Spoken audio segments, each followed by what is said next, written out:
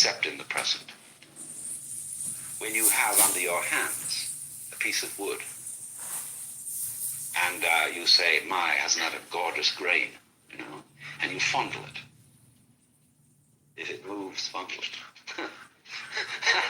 And you run over this and think, hey, isn't that gorgeous, you see? Well, you're loving it. It may be that it's an apple in your hand, and you say, I love you so much I could eat you. And you eat it, and you relish it.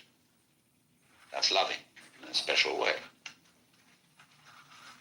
So concern and love, and there are many forms of love. There's a whole spectrum of different kinds of love, which runs from the red of libido to the violet of divine charity. But all of them are equally important because, as you know, you can't have the violet end without the red end, and vice versa.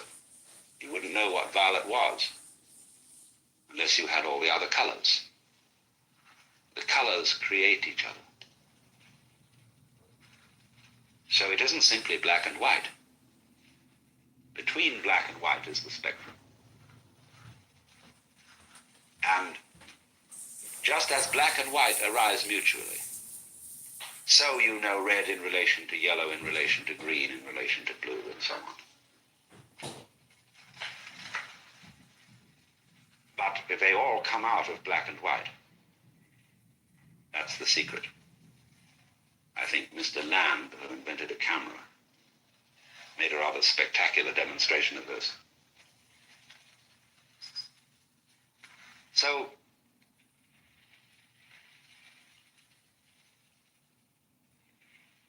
if then you try to obliterate fear, the fear that black may win, you're working in the wrong way. To attack a fear is to strengthen it.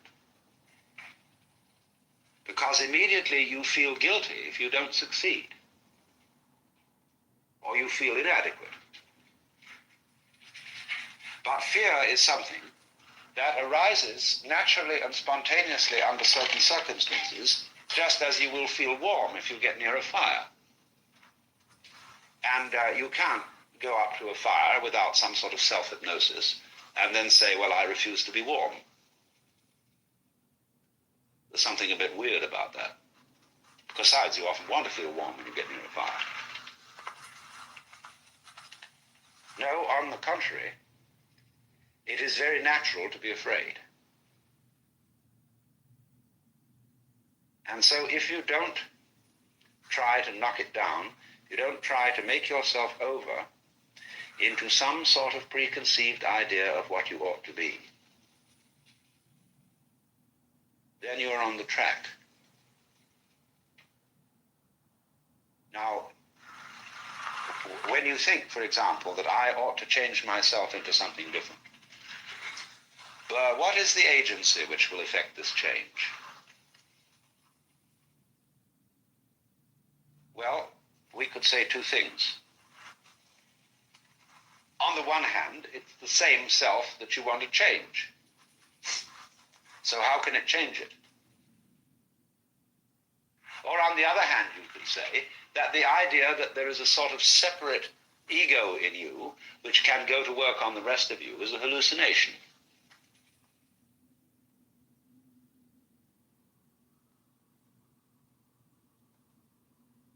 And that's why gurus and teachers set their students weird tasks. They may discover that the dissociated ego is indeed a hallucination. Now, for example, one of the ones that is commonly used is to get yourself a pure mind.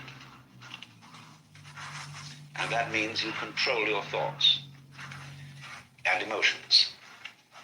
You mustn't have any violent or hateful emotions. You mustn't hate anyone. You mustn't have any sexy emotions. All pure ideas. Clean up. You know what happens? So many, in the parent-child relationship, many parents can't stand their children. They're a nuisance. They're the result of bad rubber goods, and they didn't mean to have them anyway. And they're expensive and noisy, and they've disturbed the peace of the place, and they detest them. But you cannot admit in this culture that you detest your child. That's the most awful thing. But you see, what happens if you don't admit it is that whereas outwardly you go through the motions of being loving and beautiful, you don't smell right, and the child gets it.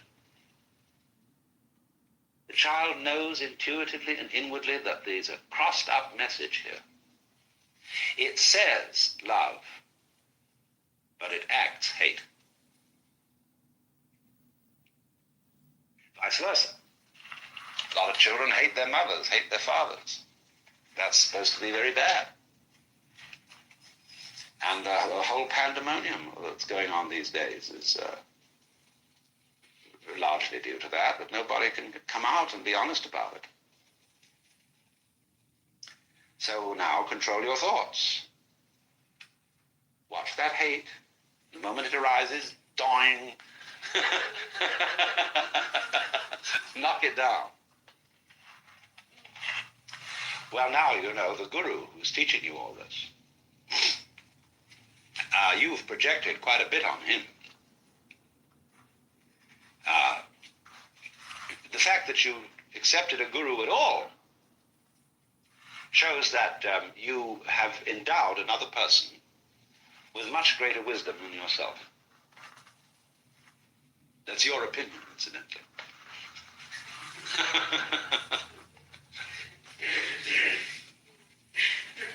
And therefore, people invariably attribute to gurus all kinds of astounding powers, especially of a telepathic nature. And indeed, a good guru is a very sensitive fellow and can tell by people's eyes and gestures and tone of voice all sorts of things about them, as can any experienced psychologist. But you see, when you are trying to control your thoughts, and you know you have some kind of wrong thought, you project upon the guru to recognize it instantly. He reads you. He sees right through you. And therefore you know that he almost must look at you as a terrible worm, because you can never quite succeed in doing it, you see.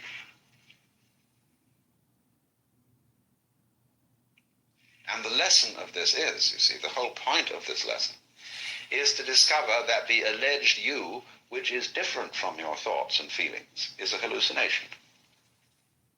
There is a stream of thought and feeling going on, just like there is a stream of water going by, and that's you. It's an organized stream, just in the same way that when you see a whirlpool in a river, it's organized, it's recognizable, it has a shape, and it has an enduring shape, even though it is a constant flow. Or take a better illustration still, a flame on a candle. It is a stream of gas, and no particle of this gas stays in the flame for but a split second. But the flame keeps apparently there and is recognizable. I can say 1, 2, 3 flames, this one, that one, t'other one. And that's like us. But that stream, which we are, is thought, feeling, what we call the body, everything like that. But the body is one of the most intangible things there is. You seem to be able to grab hold of it, but it is nothing more than a vibrating pattern of energy. And on it flows. So when you understand that, you can see a little bit more why Hindus speak of the body as Maya, as illusion. Because one of the things they mean by illusion is transitoriness as distinct from permanence.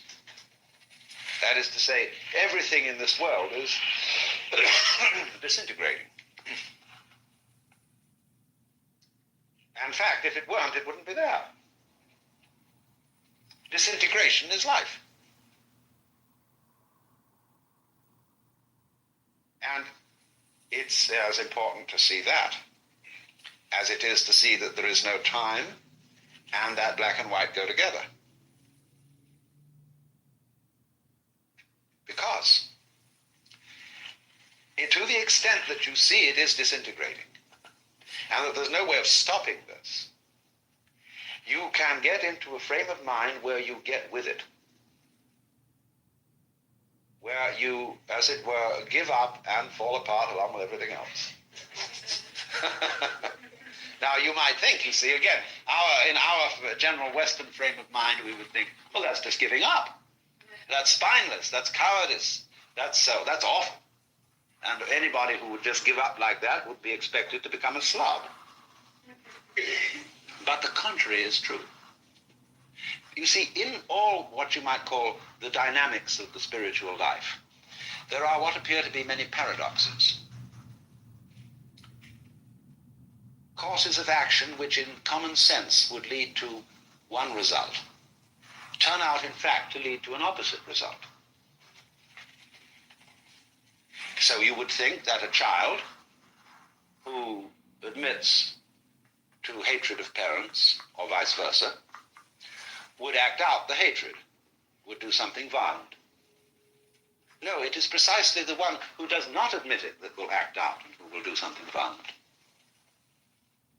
Because like the monk of Siberia who fasting grew wearier and wearier, the violence will at last burst from its cell. It can't be contained. And I found again and again and again, going around especially in religious circles, where so many people are trying to not admit what they feel, especially Puritans, prudes, very frequently have a strong streak of cruelty.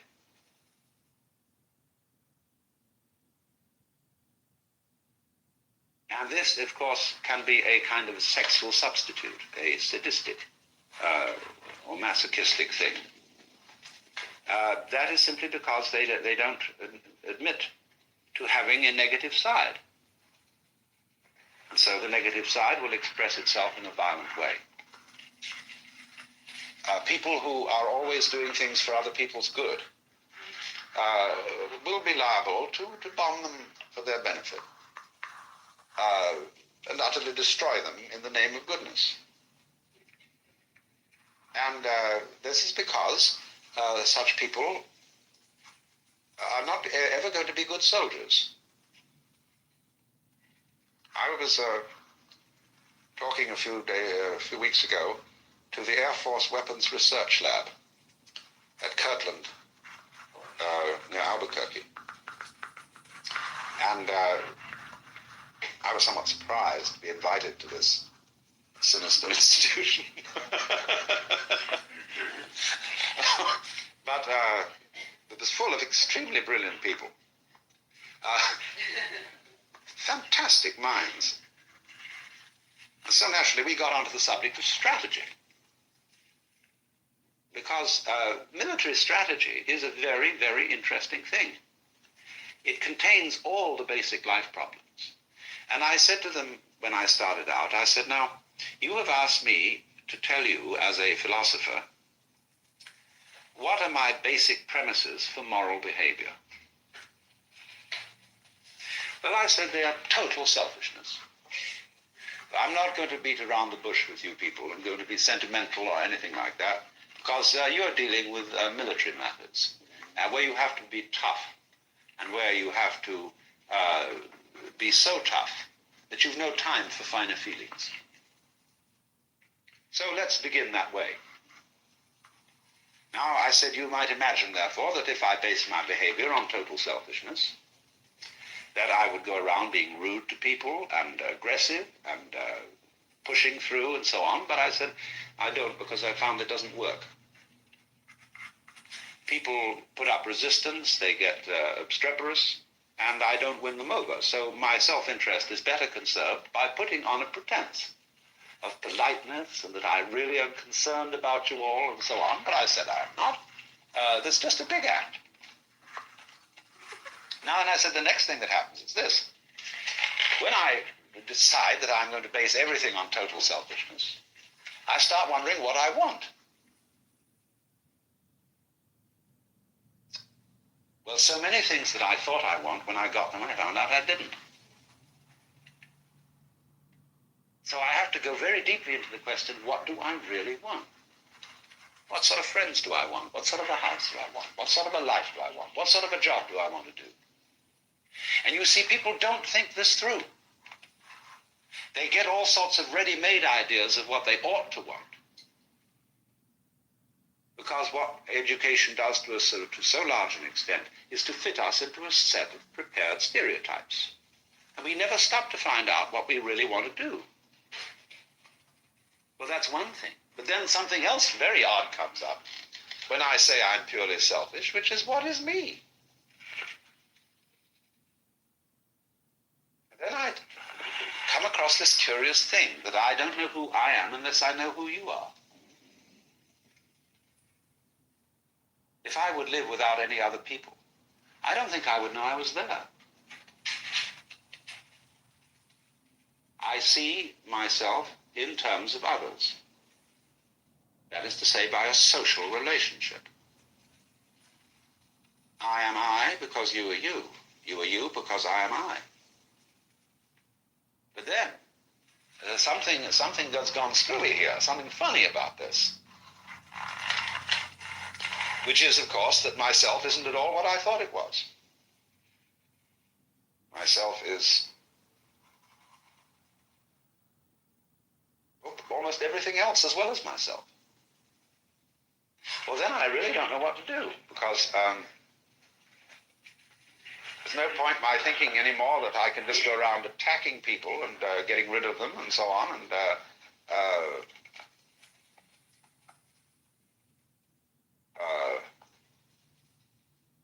because all I'm doing is a sort of as if I was hungry and I started chewing on my own toes. Because I have discovered that hurting others hurts me. Now, of course, you do have to cut your toenails and take care of your hair and things like that. And there's always some kind of violence is necessary in life, just like you have to kill a fish to eat it, or you have to kill an apple when you chew it. Well, that's sort of like cutting off the toenails and combing your hair and so on, clipping, things like that. And sort of like getting rid of dead skin and the general elimination process. But fundamentally, you see, when you think that there are dreadfully wrong people who ought to be obliterated, or that the world outside you is something that you are in a fight with, well, that's just like a person who is completely insensitive in the middle, so that he doesn't know that his leg end goes with the top end.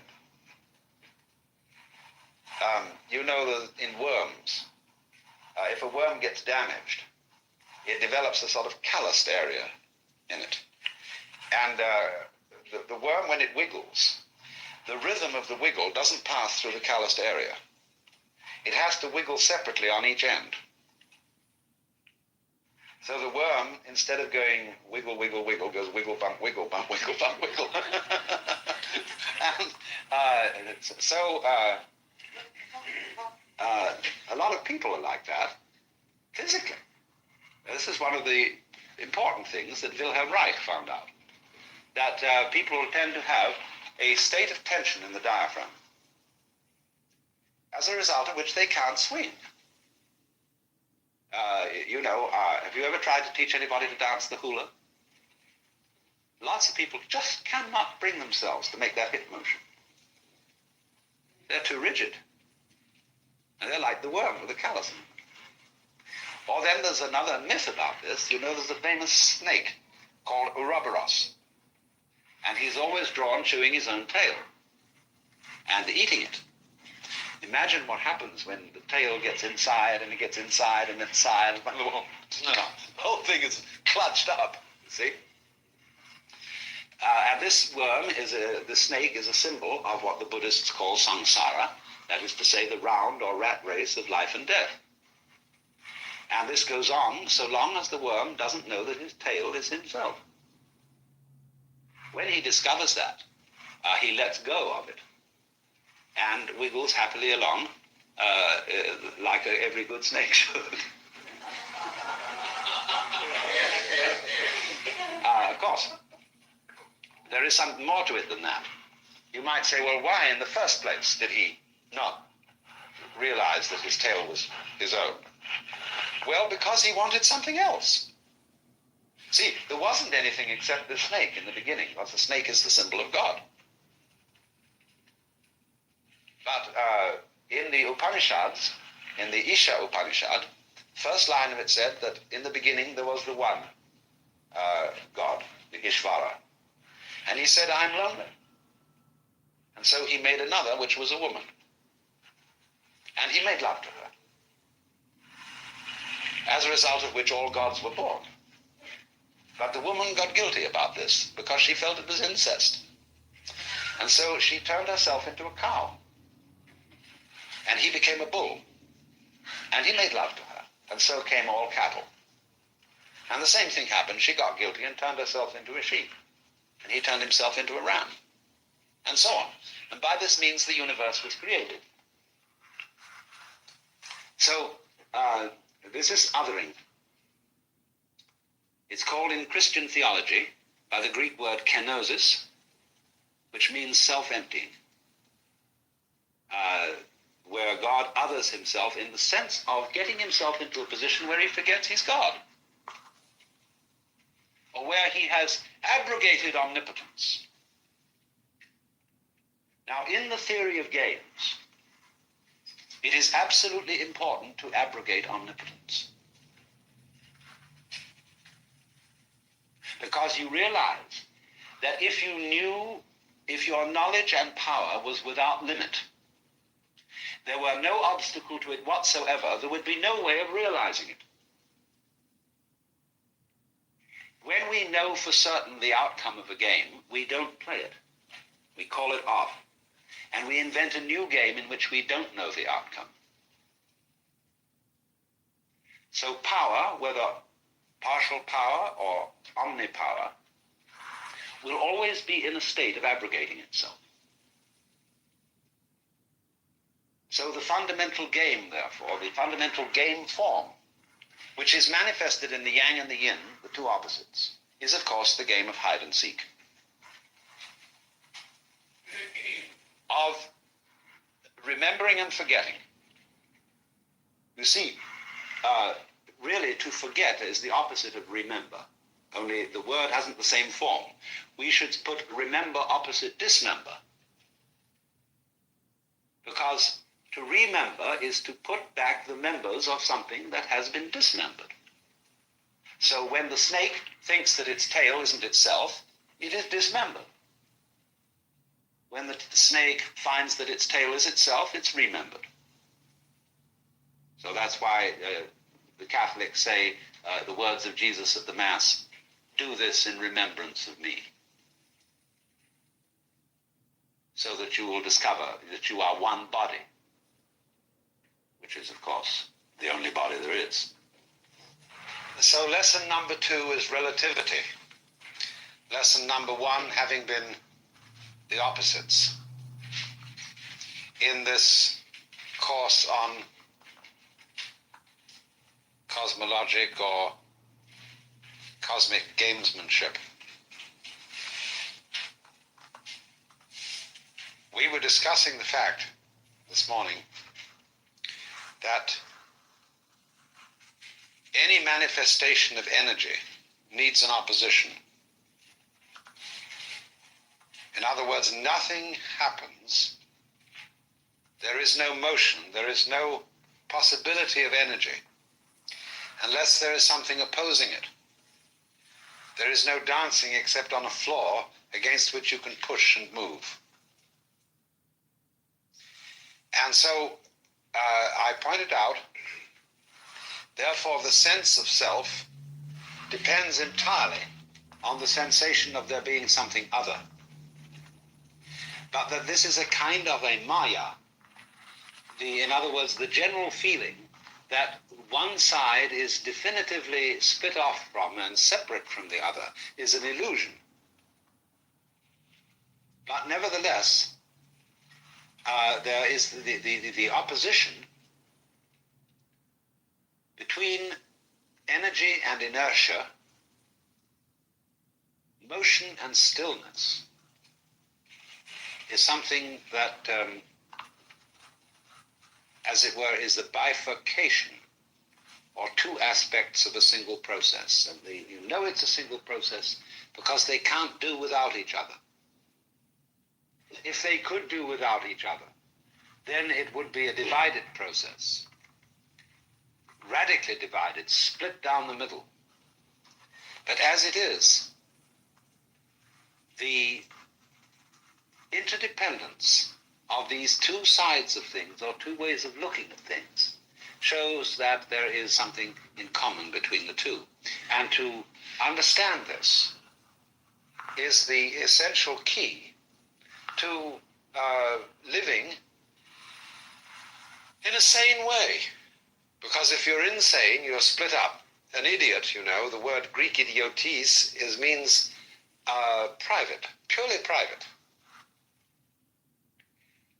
isolated, out of communication, out of relationship. And so this is a way of saying that insanity is a lack of awareness of relativity, because all existence is relationship. Now, if we can take a very fundamental illustration of this, I want you to imagine a universe in which all that there exists is one ball. This ball will, of course, have to be floating in space, because if there is no space outside the ball, nobody knows that it's a ball. There's no possibility of a ball which has no space beyond it, because then the ball itself, the solid material of the ball, would be all that there was, and there would be nothing outside it. So there would be no way of defining it as a ball. So there has to be, our universe, one ball in space, and the space outside the ball, furthermore, must be regarded as depending upon the existence of the ball. The ball and a space go together. Now then, however, there is no way of telling what this ball is doing, whether it's moving or whether it is still. It could be roaring through this space at thousands of miles an hour, and there'd be no way of proving it. There would be no air friction upon it. There would be nothing relatively stable with which its movement could be compared and against which it could be measured. So this ball has no energy. It can't even be said to be still. It can't be said to be in motion. And of course, this is the situation of the universe as a whole. In the beginning, one of the things that God said before the Bible started, the first thing according to the Bible was, "Let there be light." But actually there were several former pronouncements. One of which was, you've got to draw the line somewhere. And the other was, "Have a ball." And this is why most objects of celestial existence are spherical. Don't you think it's very odd to be living on a spherical rock revolving round an enormous spherical fire? It's just weird. Wake up and find yourself in that situation. So, he said, have a ball. Now, this is the fundamental situation. The universe as a whole is presumably some kind of ball. It's curved space, and there it is. And nothing can be said about the whole universe as to whether it is moving or whether it is still. It's neither. That's why the Hindus, in trying to make some indication of the ultimate reality, say it is not this, it is not that.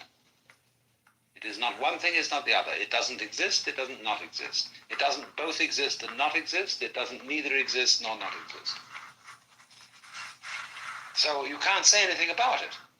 Your tongue is tied up. That's why it is said in the Mumonkan, which is a great Zen text, that when you've attained enlightenment, you're like a dumb man who's had a marvelous dream. Everybody who's had a marvelous dream wants to tell everybody about it, but if you're dumb, you can't say a thing. So in the same way, the moment you realize that you are one with all that there is, well, it's this fundamental ball, and you can't say anything about it. Because it isn't moving, it isn't not moving. You can't think about it. And the reason you can't think about it is not because it exceeds you. It's because it is you. You can't get at it like you can't bite your own teeth. So then, if we introduce two balls into our cosmos, then we can say something about motion, because it is apparent that they can approach each other or get away from each other. But no one can say which one is doing it or whether both are doing it, because there is no way of determining it. One may be still and the other moving to it or away from it. Both may be moving towards each other or away from each other, but there is no way of saying which one starts. And furthermore, they can only move with respect to each other in a straight line. They have no possibility of moving on a surface. They have defined linear motion. Now we will introduce three balls into our system. And suddenly we find not only that they can move on a surface with respect to each other, but also that there's going to be a little fight started. Because if two balls stay together at a constant space apart, and one ball appears to approach them or to recede from them, well, here is a problem. Are the two standing still and the one likes them or doesn't like them, so moves closer or away, or is the one standing still and the two moving towards it or away from it? Well, there's only one way in this thing of deciding. Two balls that stay together constitute a majority. And according to the majority vote, they will decide whether they are moving away from the other one or approaching it, or whether it is standing still or whatever. Now then, the third ball, of course, can lick them by joining them. It can always stay, if it wants to, at a constant space from the other two, unless they break up and go off in different directions. So long as they stay together, it can stay with them. And then we are back to the original situation, because no one is moving at all, however much they move. Because the three constitute now one constellation, one triangle. All right, introduce a fourth ball. Now we have the possibility of motion in three dimensions. And you would say, well, now this is good, because we've got an umpire. Somebody who stands at the distance of objectivity and looks down upon those three balls and will decide which of them are moving and which of them are still. Very good, but the problem is, which one of them is the fourth? Who's the umpire? Everyone is in a position of the third dimension to the other three. So everyone is both involved in the game of three and could be the external observer who is the umpire of what the three are doing. Now that is exactly your situation as being, sensing yourself as an external observer of the world. And this is a simple, basic principle in terms of which all bodies in the cosmos may be understood. It's simply nothing but a multiplication of this situation. It's complicated, yes, so that you have to scratch your head to think about it, but it all reduces down to this fundamental mutual motion of balls. So, you see from this, what is the meaning of relativity? So, none of the balls, incidentally, have such a thing as a true position. Because the position of any one of the four is where it seems to be from the different points of view of each member of the group. The members of the group can get together and agree upon a theoretical positioning of the balls, but they can never directly see all of the balls, including the one that's looking, in this theoretical position, just in the same way as you have a theoretical idea of the dimensions of a room, which would correspond to an architect's ground plan and elevation. And you would say you know that that corner up there is a right angle, although you see it as an obtuse angle.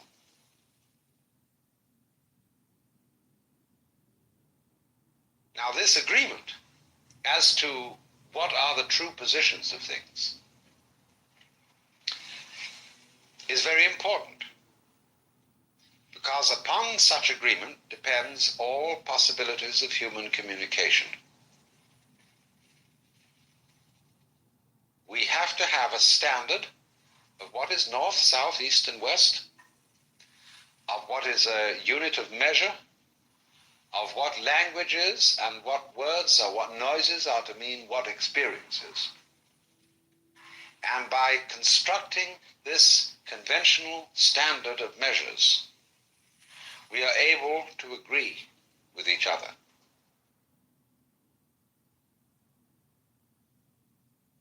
But one must see at the same time that this is a convention. There is no reason for driving on the right side of the road rather than the left, except that everybody must agree what side they're going to drive on. One isn't really preferable to the other. The point is to agree. So when we agree about certain social conventions, whether they be legal or moral or descriptional, aesthetic, whatever they are,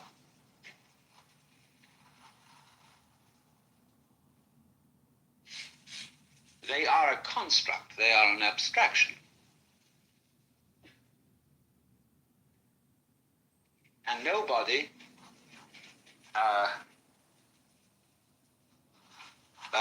well, let's say they're an abstraction, and this abstraction is never directly perceived, just as you cannot possibly go up to the ceiling to a position where you can see the whole floor as a rectilinear pattern as it would be drawn in an architect's blueprint.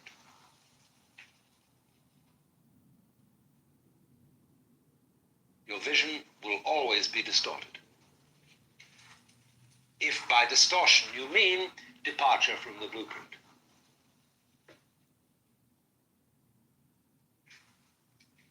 So then, except in terms of some sort of convention of this kind, there is no such thing as the true position of the four balls in space.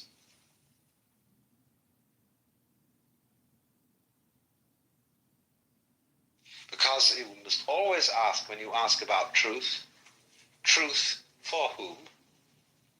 Or truth in relation to what standards? Now you see, when we measure something by inches, inch numbered 1 is the same length as the inch numbered 2, 3, 4, etc. When we measure things by the clock is a circle regularly divided into 360 or multiples thereof degrees. But I've often wondered whether it wouldn't be interesting to have elliptical clocks or May West-shaped clocks, so that certain times of the day would go faster than others, or slower than others. It might be very convenient to have the evening to last longer, slow time down for the evening, you see, speed it up at some other time. Why not?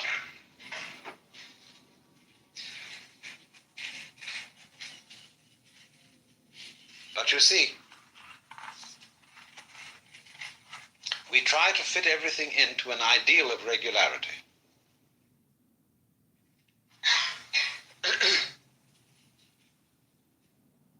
Now, the next point is that if relationship is existence,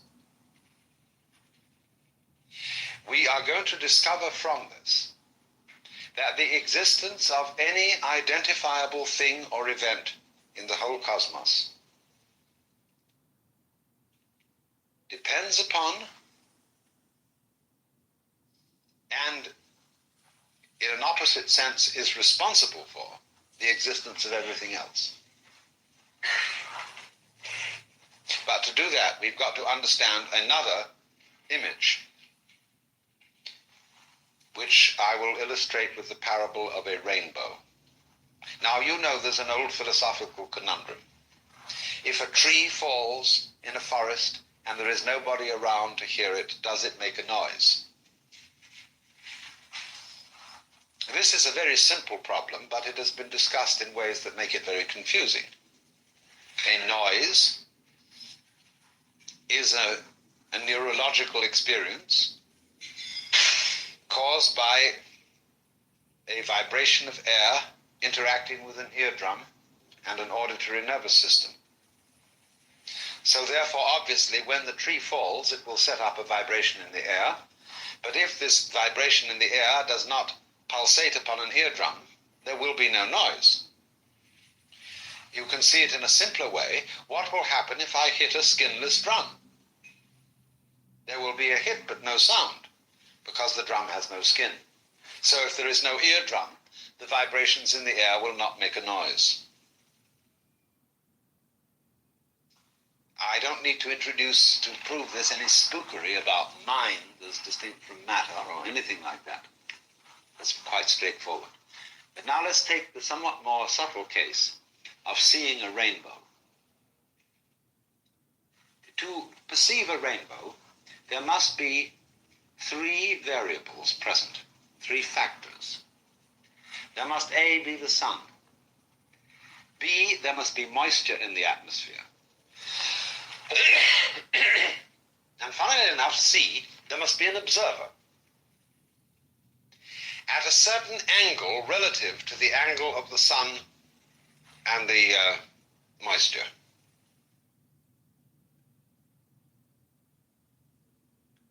The observer will, in other words, be standing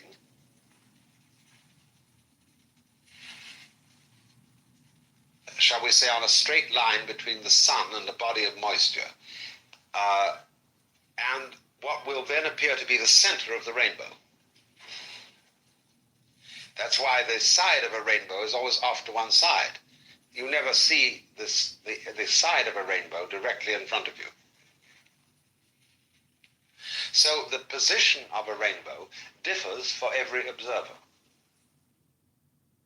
just in the same way as that the position of this table differs for each one of you in the room. Depends where you're sitting as to where you see it. Now, the trouble with this illustration is that a rainbow is a rather diaphanous thing, and we tend to accord it a rather low reality status. And yet it fulfills all the requirements necessary for a genuinely existent thing.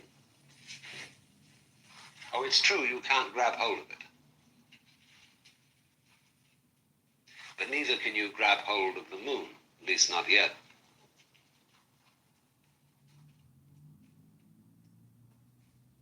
Now, it has these criteria. It isn't a hallucination, because everybody standing around will curse and swear, may see that at such a time and place they veritably do see this rainbow. So it's not like a ghost or a hallucination. But everybody sees it in a slightly different place. And you see, if there were no sun shining, there would be no rainbow. If there were no moisture in the atmosphere, there would be no rainbow. But let us suppose that the sun is shining and there is moisture in the atmosphere, but nobody is around. we'd only say with great reluctance that there would be no rainbow. Because that way of looking at things upholds a particular mythology of the world. The world is something independent of us. This is the great superstition of Western culture, that the world is independent of you. That you don't make any difference to it. It's for something into which you come. It's going along and along and along. You come in and you look in the box and say, well, that's the way it is, and then they kick you out again. But now let's set up the situation in another way. Let's suppose the sun is shining out on the ocean somewhere, and I'm on a ship, and I could look over there and I'd say, my goodness, isn't this a nice day? If there was some moisture right over there, we would have a rainbow. And everybody says, well, there isn't one. It just does not truly exist that there is a rainbow. All right, the sun is shining out on the ocean, and there is some moisture. If there were a ship sailing near it so that there could be someone to see, there would be a rainbow. Now, in these two situations, they are both exactly the same.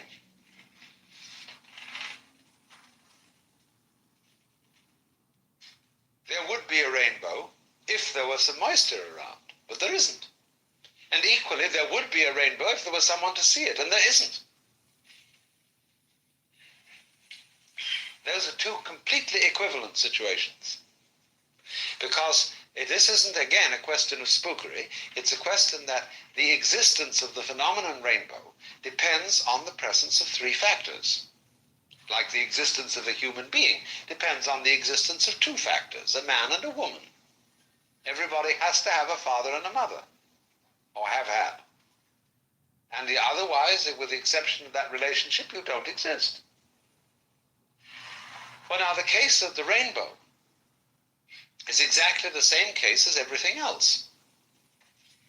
It's just because a rainbow is rather diaphanous and intangible, although it sure hits you in the eye. And the eye, the seeing, is a form of touching. Seeing is touching at a distance. When you find that the table is hard, that is a way of feeling with your fingers the same thing as that you cannot see through it with your eyes. So we are funny about this. Purely optical sensations are regarded as having a lesser grade of reality than tactile sensations. When you get hold of something and can grab it, and you feel it solid, you feel you are surer of its existence than if you merely see it.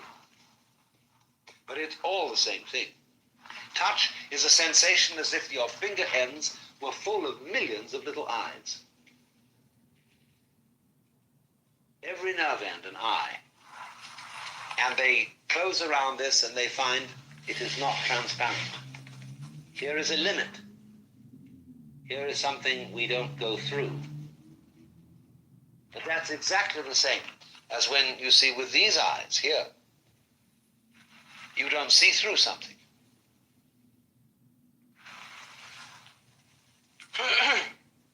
So then, the physical world responding to the sense of touch. I mean, it's another way of saying that the table would not be hard and is not hard except when touched. It is the touch that evokes the hardness in the table. When it is not touched, it's not soft, it's not hard. It has no quality at all. Nothing which is not in relation to us has any existence, or, I will add, in relation to some other kind of responsive creature. Just in the same way that when light energy goes out of the sun into space, the energy will only be manifested as light if there is some body outside the sun to reflect the light. Otherwise, the light does not in any way illumine the darkness of space.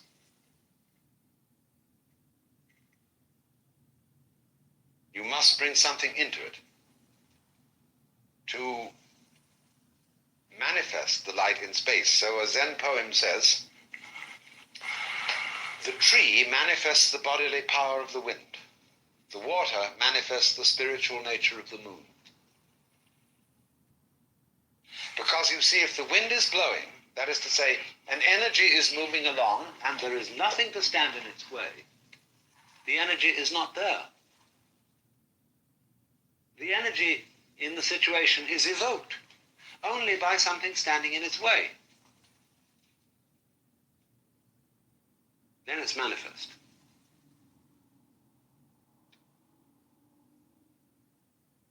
The water manifests the spiritual power of the moon. Why? Because in the breaking waves, the moon can be shattered into thousands of fragments, and yet it always remains one.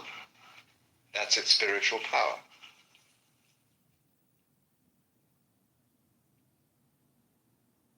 You wouldn't see that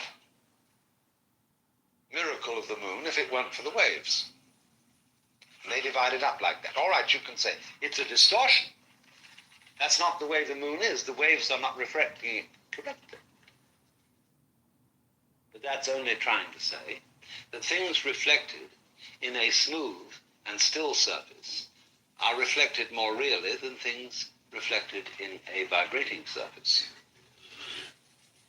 Okay, if you want to construe it that way, it's your privilege. But you can have any kind of reflector you want. So in the same way, it is with you. What you see, therefore, depends on the way your senses are constructed. You have certain kinds of sense organs, and these sense organs evoke the kind of universe appropriate to them.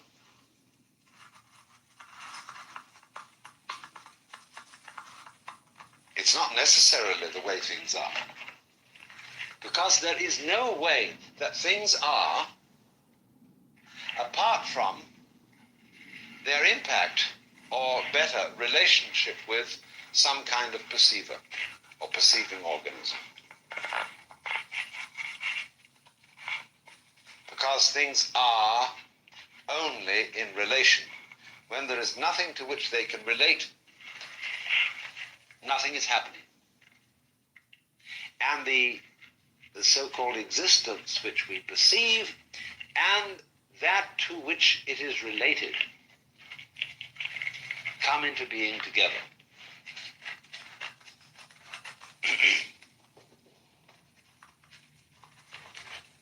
Now, is that to say that before any living organisms existed, there wasn't any universe? Is that to say that all our knowledge of the prehistoric and geological past of the world and the cosmos before life came to it is nothing but an extrapolation? That is to say, all we are saying is that this is what would have been happening if there had been people around to see it. But since there weren't, since there was no living organism around to witness this, nothing was going on. Now, it's possible to make a very good case for that point of view. But I would like to be a little more modest and not make it quite that radical. And I would say rather this.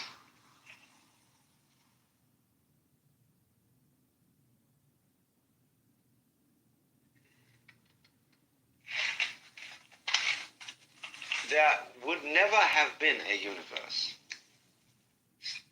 before living beings existed unless there was going to be a creature called man.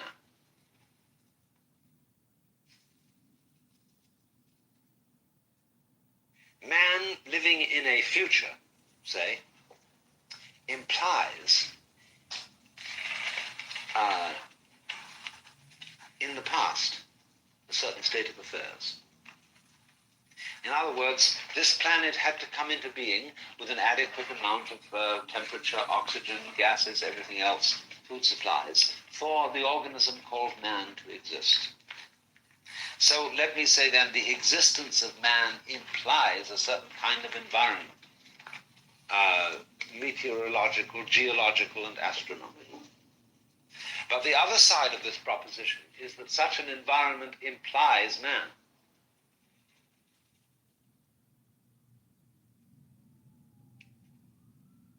Now, where you get two sides of a situation where they imply each other mutually,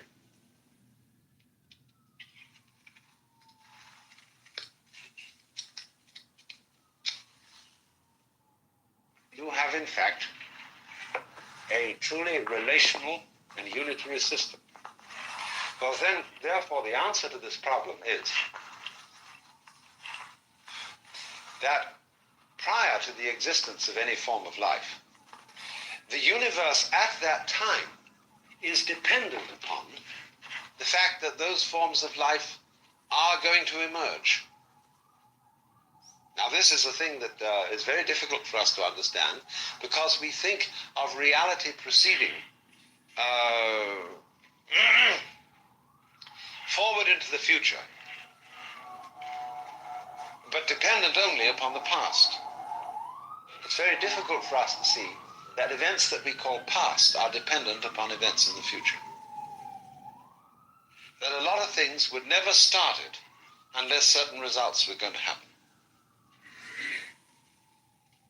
Again, this is another of those ideas which is an affront to common sense. But there are a number of ways of showing that it's quite a sensible idea. Unless you were, if you're flying an aeroplane, you leave London, you arrive in New York. You wouldn't have started out from London unless you had known in advance there was a place called New York where you could land.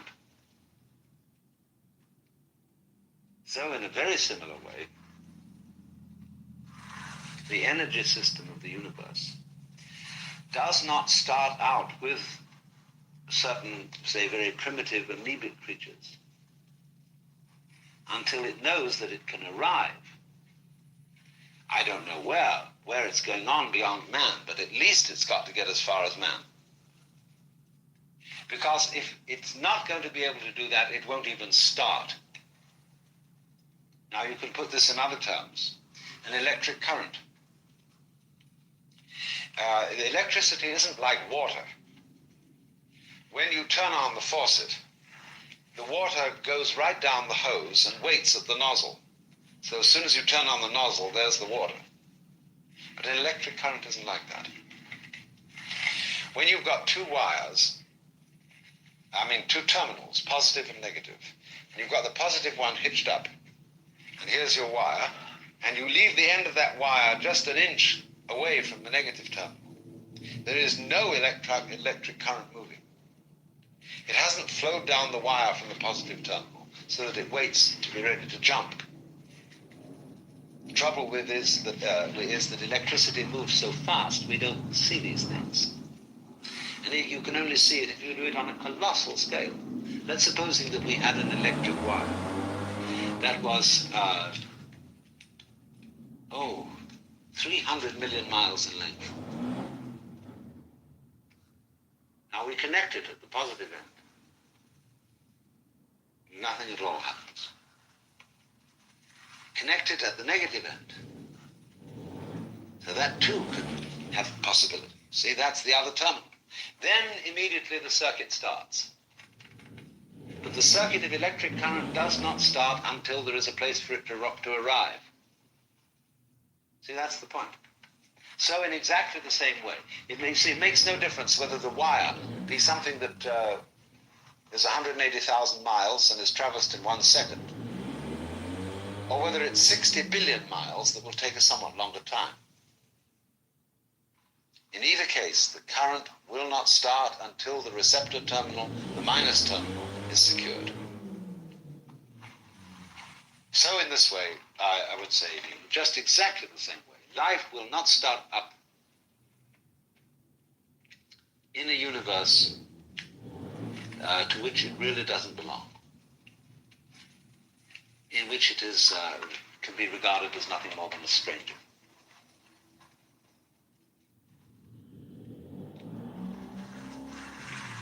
So if you follow that out, you see this, that the whole existence of the universe depends on every individual.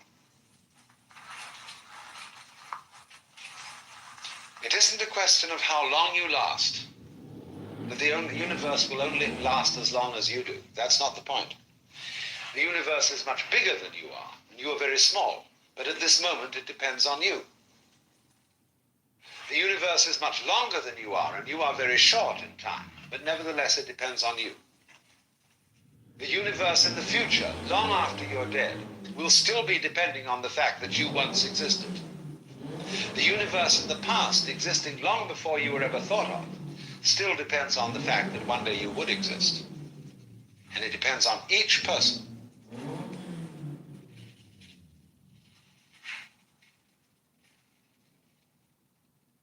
So, in other words, there is, in everything that happens,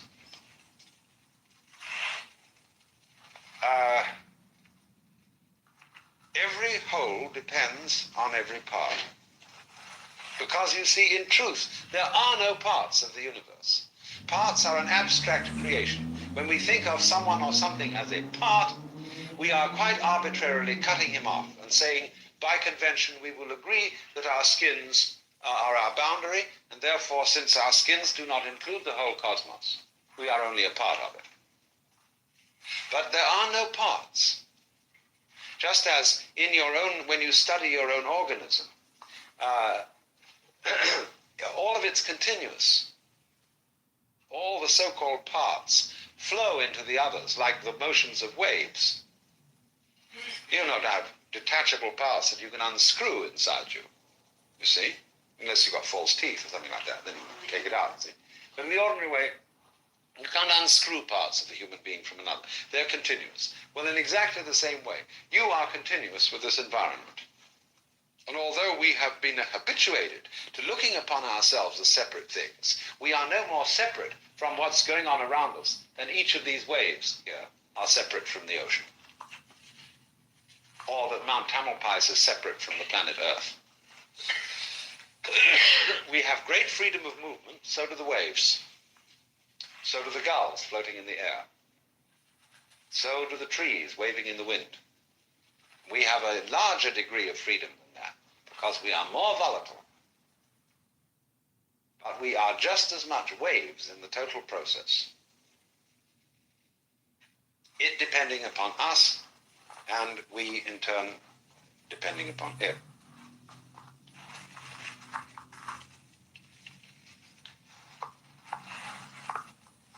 Now understand the meaning of there being no parts.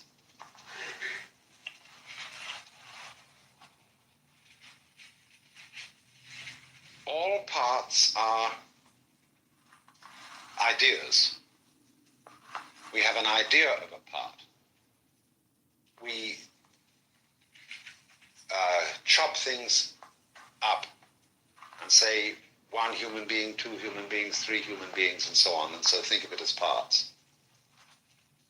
But that's not the way it works. You can see this from the most elementary neurology by understanding that it is the way you are as a living body that evokes the kind of universe that you see. It is your body which turns the sun into light, which turns it into heat, which turns water into wet and rocks into hard. And in turn, your body is one of the pulsations of nature along with the sun, the rocks, the water, etc. So there's a mutual arrangement. It creates you, or evokes you, or does you, whatever word you want to use, and at the same moment you do it, and you do all of it.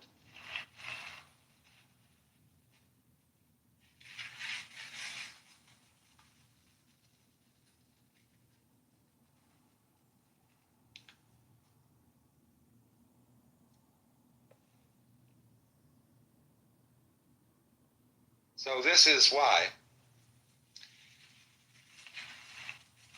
there was some kind of truth in astrology.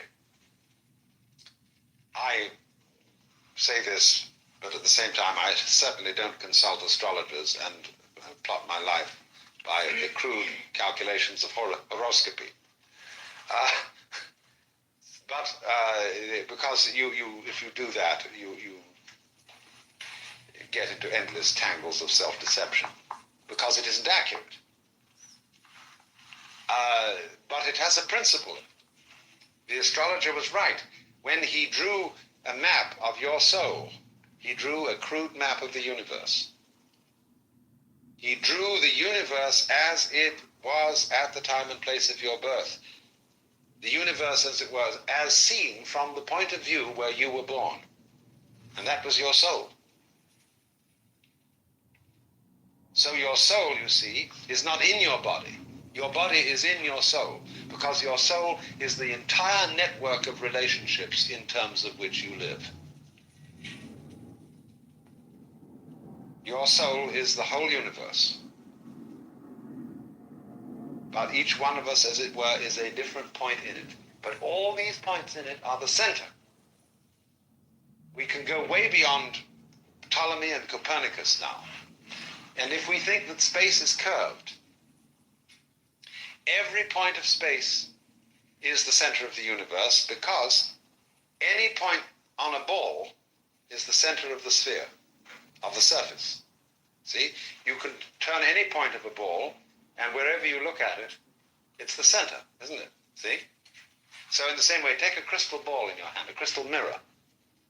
What I mean is not a crystal mirror, I mean a spherical mirror. Look at it. And wherever you turn it, your face will be in the middle. So in exactly the same way, every place in the universe is the middle of the universe, from a standpoint of curved space. So we go back to an entirely new Ptolemaic view of the world, beyond Copernicus. Well, not that the Earth is the Earth is the center of the universe. But every other place is also the center of the universe. There is no absolute center. So this is an astronomical way of saying,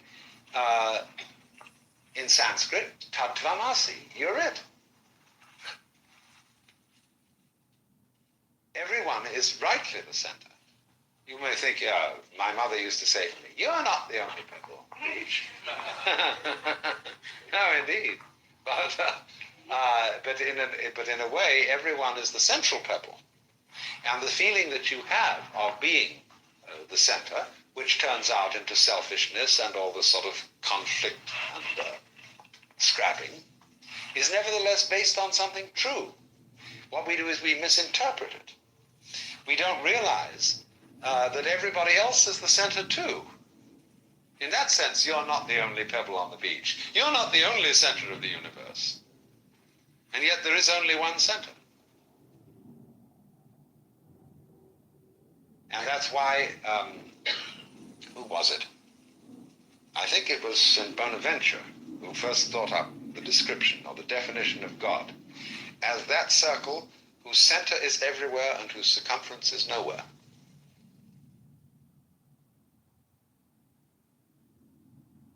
And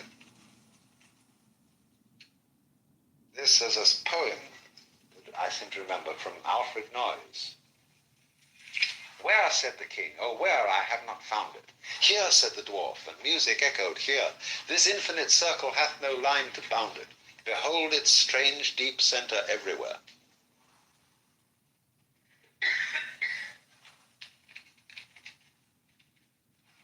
So this, then, you see, as what I'm playing with here, is what the Buddhists call the Jiji Muge. That means, Ji means a thing event. And you repeat it twice, so it means between thing event and thing event, Muge, there is no mutual obstruction.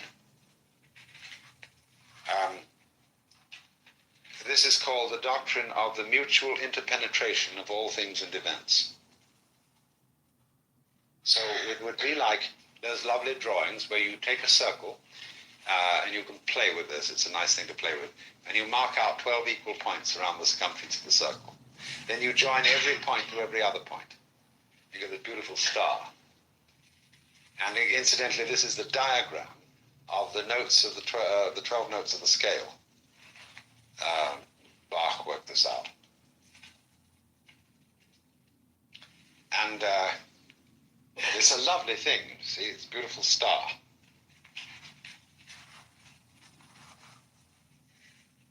So this is the diagram of the way it all fits together.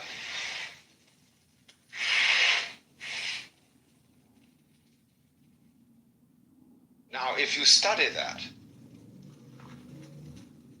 and by study again, I mean not just think about it, but feel it out, you will find very strange thing happening. That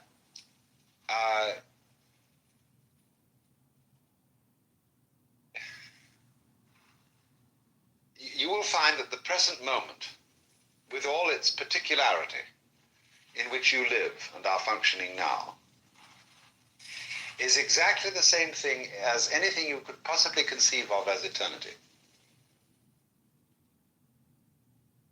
You will find that your limited life, and remember what I said about limits, you have to have something to push against. Your limited life, with its frustrations and with its particular problems at this instant, is the same thing as omnipotence.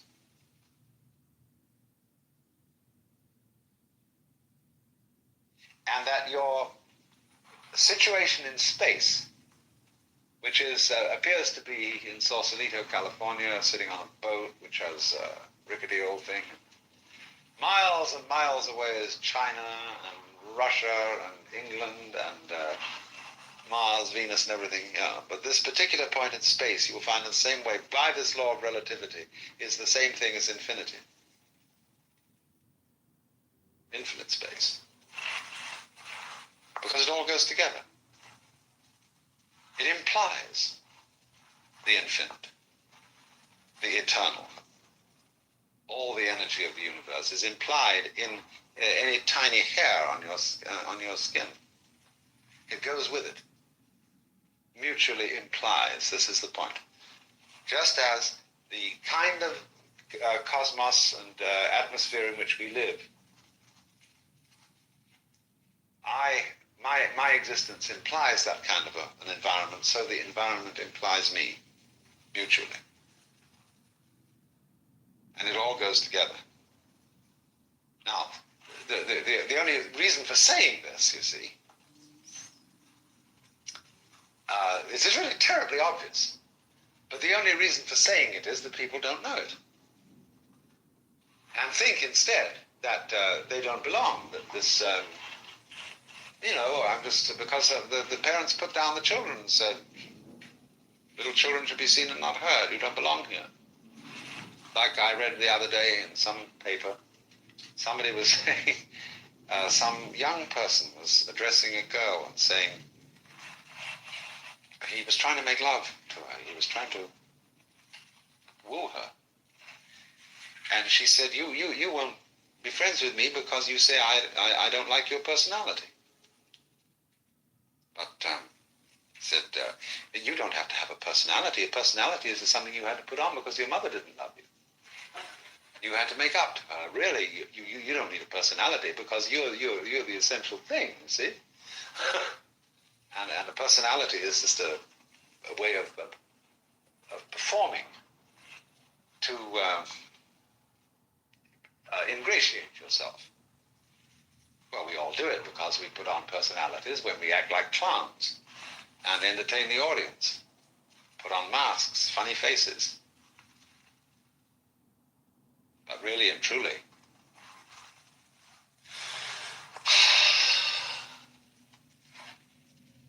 the mask covers the one self that we all have, and we all know it. Only, just like black and white, we are pretending to be as different as possible while remaining the same. I said that one of the aspects of cosmic gamesmanship that we were going to deal with would be group theory. And of course, I don't mean exactly by that a sort of mathematical meaning. But the relationship that's tremendously important and that is not sufficiently recognized between in-groups and out-groups. You know how you've heard about little birds where they're cold and they're all huddling together, the idea being to see who can get most inside. And human beings are just like that. And so also is everything else.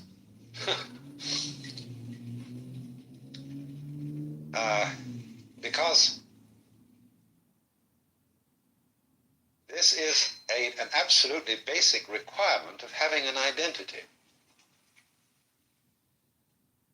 To have an identity is in some way or other to be in. I often try the experiment in giving a lecture of drawing a circle on the blackboard and asking the assembled multitudes what I have drawn. And people will almost invariably say that I have drawn a circle, a ring, or a ball. Only very rarely does some bright person suggest that I have drawn a wall with a hole in it. Because the Gestalt theory of perception shows us that our attention is captured by enclosed areas as against open areas, and by moving objects rather than still. And so always, therefore, we tend to prefer the in situation. That is something, you see. The star is an in situation with respect to space. The space is the out situation. And so we feel that space is not important. It is nothing. It is just unimportant in a way. But the in situation is something. So then whenever human beings get into an out situation, like being a rejected minority, living on the wrong side of the tracks, they will find reasons for convincing themselves that their situation is the truly in one, and that the people who claim to be in are really out. So, as I have sometimes said before, I hope this doesn't bore too many of you, but in Sausalito we have exactly that situation. We have the hillbillies, who are the old-time people, who regard themselves as in, because they have the money and they live in the fancy houses up on the hill. And then we have the waterfront people, whom they regard as out, as a nefarious bunch of beatniks and bohemians and scallywags. And so the people at the hill top fortify themselves at their cocktail parties with conversation about how awful the people are down at the waterfront. And at the cocktail parties down at the waterfront, people fortify themselves by discussing the squares on the hill. And we believe down here that we have the true way of life, that we're not beating our heads out making money to buy pseudo-rocket ships. Although I do own a pseudo-rocket ship, but it was wished on me. Because, you see, I try to be a bridge person. That's what's called a pontifex. One who, between opposed classes, points out the connections. Because the connection is that neither class would know who they were without the other. So it's tremendously necessary to have an out-group in order to know that you're an in-group. In other words, if you belong to the church, which is the assembly of the elect of God, or if you belong to the synagogue, which is to be a member of the chosen people, and outside are all those goys, then you know you're in, see? But you must have the outsiders to know that you're in. There must, in other words, be beyond the pale of the village, the howling waste. Then you feel cozy, you feel protected, you feel you're there. And so in that way, bodies have skins, eggs have shells, and so on all through nature. Inside versus outside. But this versus must be understood as a form of symbiosis. And this is the crucial matter. This is absolutely of critical importance. to anyone who wants to understand politics or military strategy or any of the real hard, tough games of life, that social conflict or conflict between the various biological species is a form of symbiosis. Now, ordinarily, we consider the symbiotic relationship to be one of mutual support, as is obviously the case between bees and flowers. Which came the first, bee or flower? This is the same question as which came the first, egg or hen. Because where there are no flowers, there can't be bees. And where there are no bees or other fertilizing insects, there cannot be flowers. So the truth of the matter is that bees and flowers, different as they are in appearance, and separated as they may be in space, they constitute a single organism. This is the real lesson of the bees and the flowers. And the same must be said truly of man and woman. There are no men without women. There are no women without men, because it always takes a man and a woman to produce a human being. So we are a man-woman arrangement, a woman-man arrangement, whichever way you want to look at it. And so although, you see, therefore, we move and look as if we're individuals and separate from each other, this is not the case at all. So now this, what I want to point out is that the same sort of relationship exists between groups that would seem to be hostile to each other. Now, what are some of the bases of hostility? The real basis of hostility is that the biological order is a mutual eating society. It's a very curious game indeed, and if you are philosophically inclined, it is one which might bother your conscience. When you realize that you as an organism are a compound of murders, you are actually a bag of water, because the human organism consists mostly of water. And this water is held together and prevented from slobbering all over the floor by a very complex arabesque of tubes and cells and films, the material of which was invariably belonging to some other being before you got it. You had to kill a chicken, a cow, or a cabbage, or an apple in order to get that tensile film of tube or whatever to hold the water in you and as you. And so we are, as human beings, a predatory creature. In fact, we are more predatory than anything else in nature. The sharks are supposed to be predatory, but they stay in the ocean. The piranha fish are supposed to be very predatory, but they stay in the Amazon. The eagles are predatory, but they stay in the air and on the land. Only man ranges the whole range of elements, earth, air, and water, and preys on things, and he eats like a swarm of locusts. Not only does he prey on the living beings, he preys on the minerals. And someone recently described our civilization as a lot of people sitting in the middle of a sewage dump shooting rockets at the moon. Because if you get Playboy magazine for September and read about the use of water, or rather the misuse of water in our civilization, and it is absolutely horrifying. We've got to get that atomic power bringing us water from the ocean in nothing flat, or we're going to be very thirsty. And you can see how we use water in the most amazingly uneconomical ways. So we are a predatory monster eating up the planet. And I have seen, say, a sorrel plant in the country covered with green fly. One day it is full of little green succulent bodies having a ball. A day or two later, stalk of grey dust all over it. See, they multiply to the point of eating up the plant, and so they turn into grey dust. Human beings could do just exactly the same thing.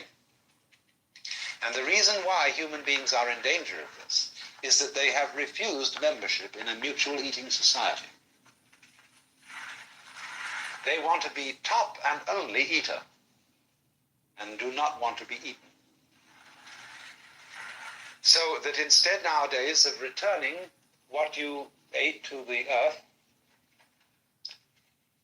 we return our remains to the earth in an unassimilable form.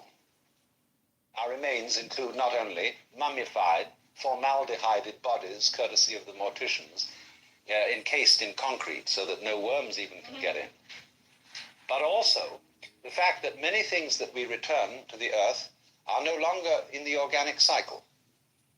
For example, rust does not assimilate properly. All sorts of chemicals, all sorts of gases that we give off do not return into the organic cycle.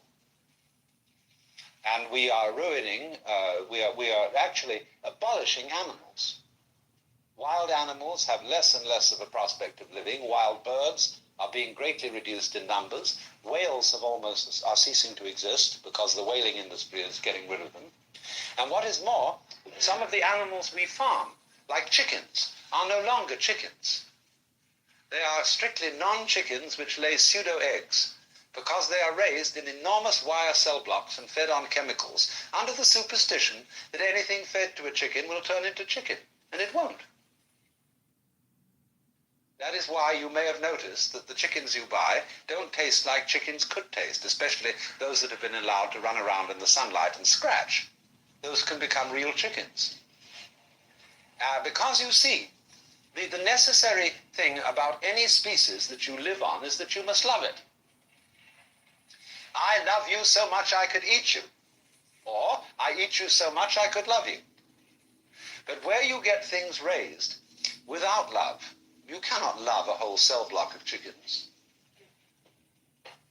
You cannot love wheat when it is grown in vast wastelands or out of any trees, and it is sheared off the earth and then winnowed and reduced to pancake makeup, and then chemicals are added to it, and it is converted into the styrofoam material called bread. Like one converts milk into casein, so one converts wheat or rye into a plastic material, which is a kind of universal solvent, which is nothing at all and tastes of nothing at all. In fact, when you feed babies that kind of nasty white pablum, and you feed it and they will spit it back into the spoon, well, our white bread reduces itself to that instantly on the contact with liquid and becomes a miserable paste. It's not bread at all. So,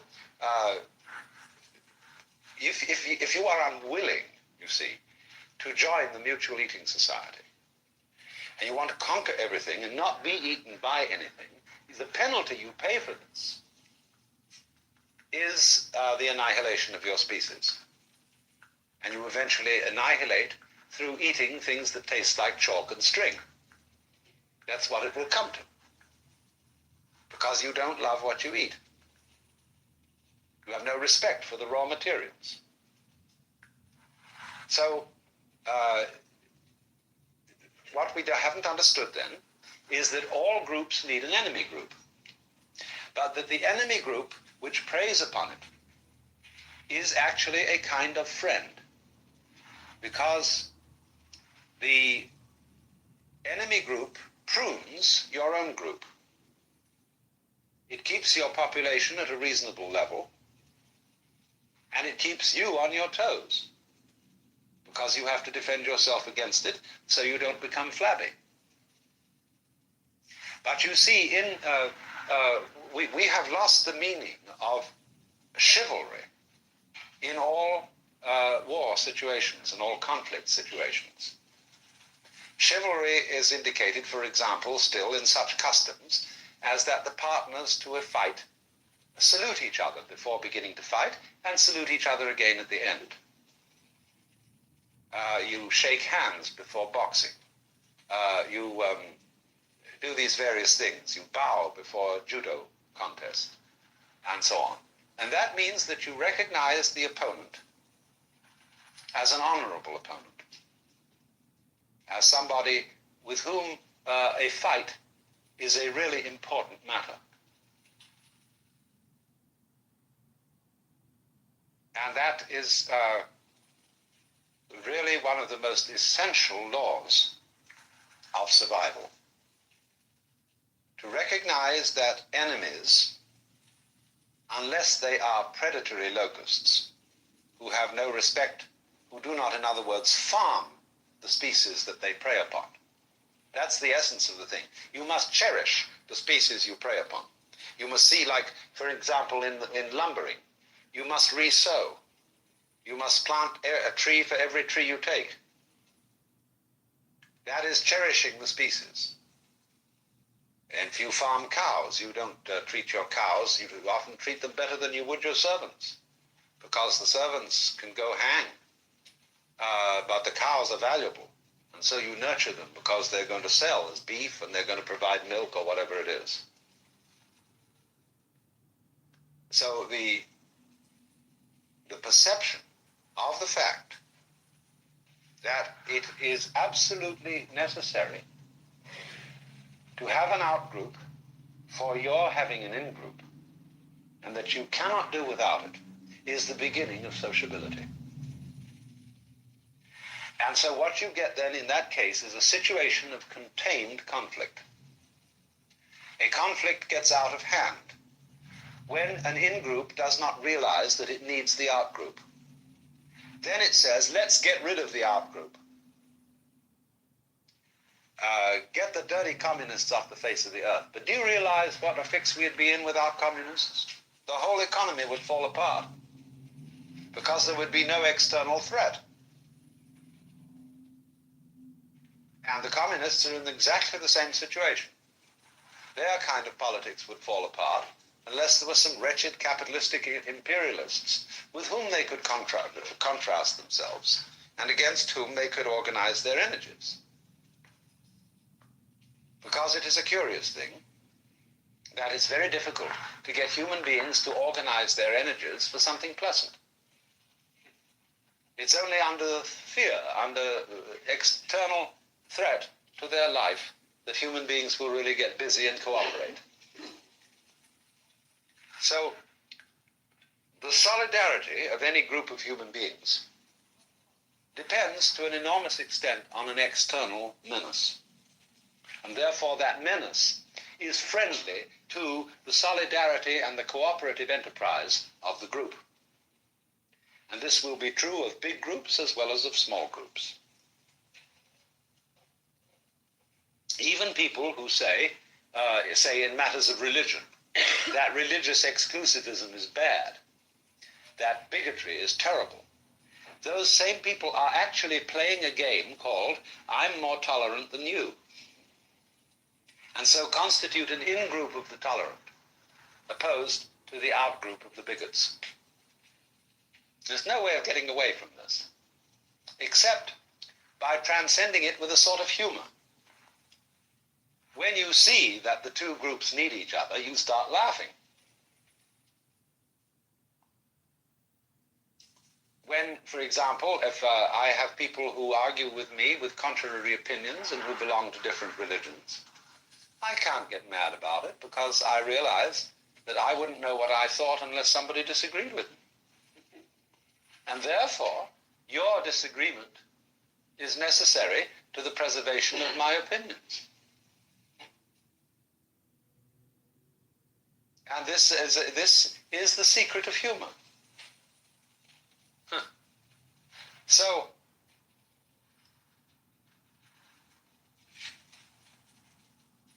when you realize that, you are given one of the most important clues that there is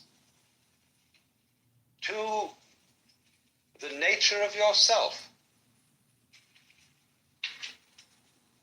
Now you see, we are all brought up in a huge historical, cultural, linguistic background, which has a very powerful influence upon the way in which we experience self. And we experience self as an enclosed island, confronted by an enormous outgroup called the universe. Within me, within my body, is a palpitating, soft, sensitive reality. There is the self. But outside, I don't feel. When I hit you, you suffer, but I don't. It's the outside is therefore somehow alien. And it has been drilled into us, therefore, that the world as a physical entity or process is an organization that goes on and on and on, probably through all eternity, but that the individual is in it as a brief occurrence, and is furthermore, as man, a tiny little germ living on an obscure rock, revolving around an unimportant star on the fringe of one of the minor galaxies. And that the other galaxies are much bigger, and that there are more of them than you can think of. And so this puts us in this extremely remote position, as if to say, you don't really belong at all.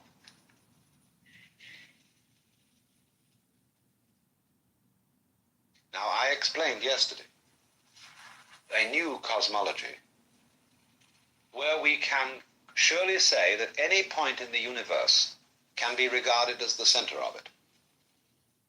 There is no absolute center, but all points are the center.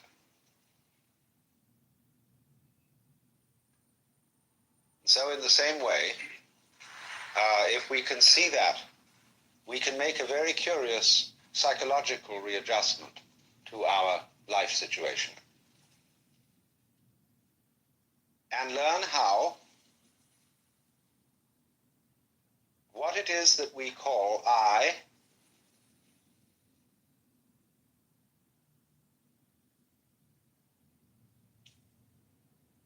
is not a poor little puppet.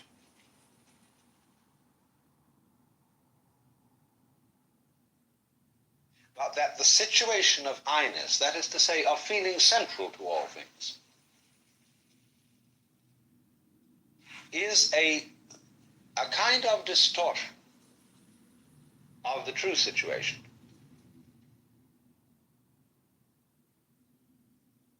Which is that I-ness and being, I-ness and existence are the same thing. Only, just as the sense of self requires the sense of other, the sense of being here requires also the interval of apparent nothingness, which we call death.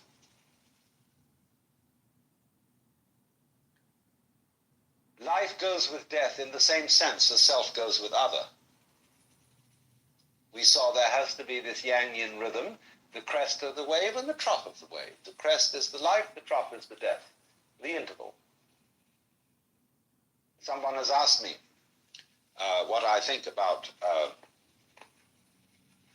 the survival of the individual personality. And so you see, this problem of death is very critical to us. But you have to understand it and approach it by seeing that the real you is not the individual. If, for example, we draw a circle, and that circle represents the universe, then we draw rays coming from that circle in such a way that you're drawing tangents to the circle which meet at points outside it. So making a star in which each ray is a point which focuses the entire diameter of the star.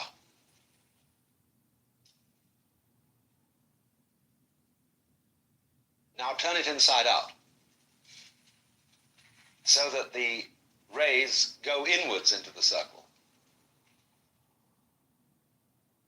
So that inside the circle, the whole circle focuses itself at innumerable points within it. And then you have something like what we are.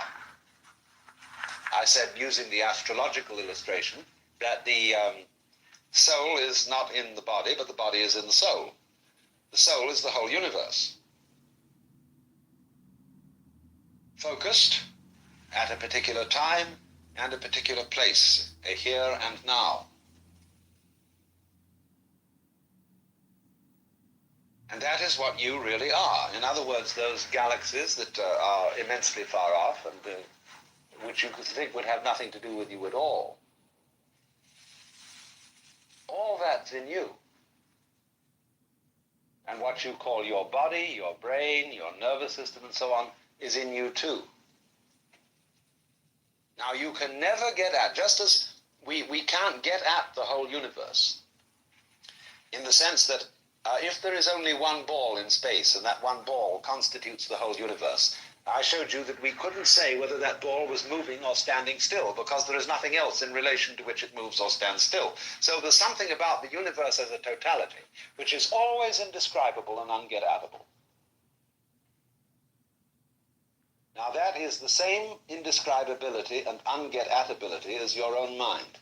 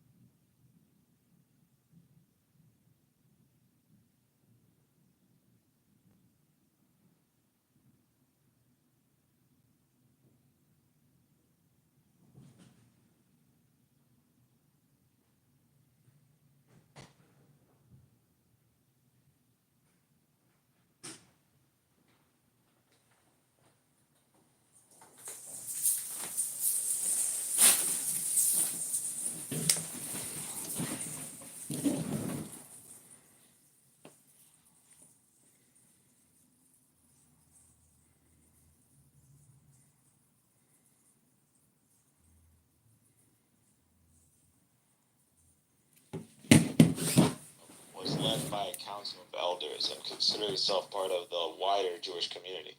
This collegiate system of government in Jerusalem is seen in Acts 11:30 and 15:22.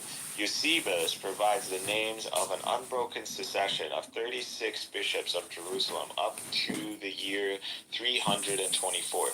The first 15 of these bishops were of Jewish origin, from James the Just through Judas. After the Bar Kokhba revolt, Judas ceased to be bishop, and all subsequent bishops were Gentiles. And this is his quote right here.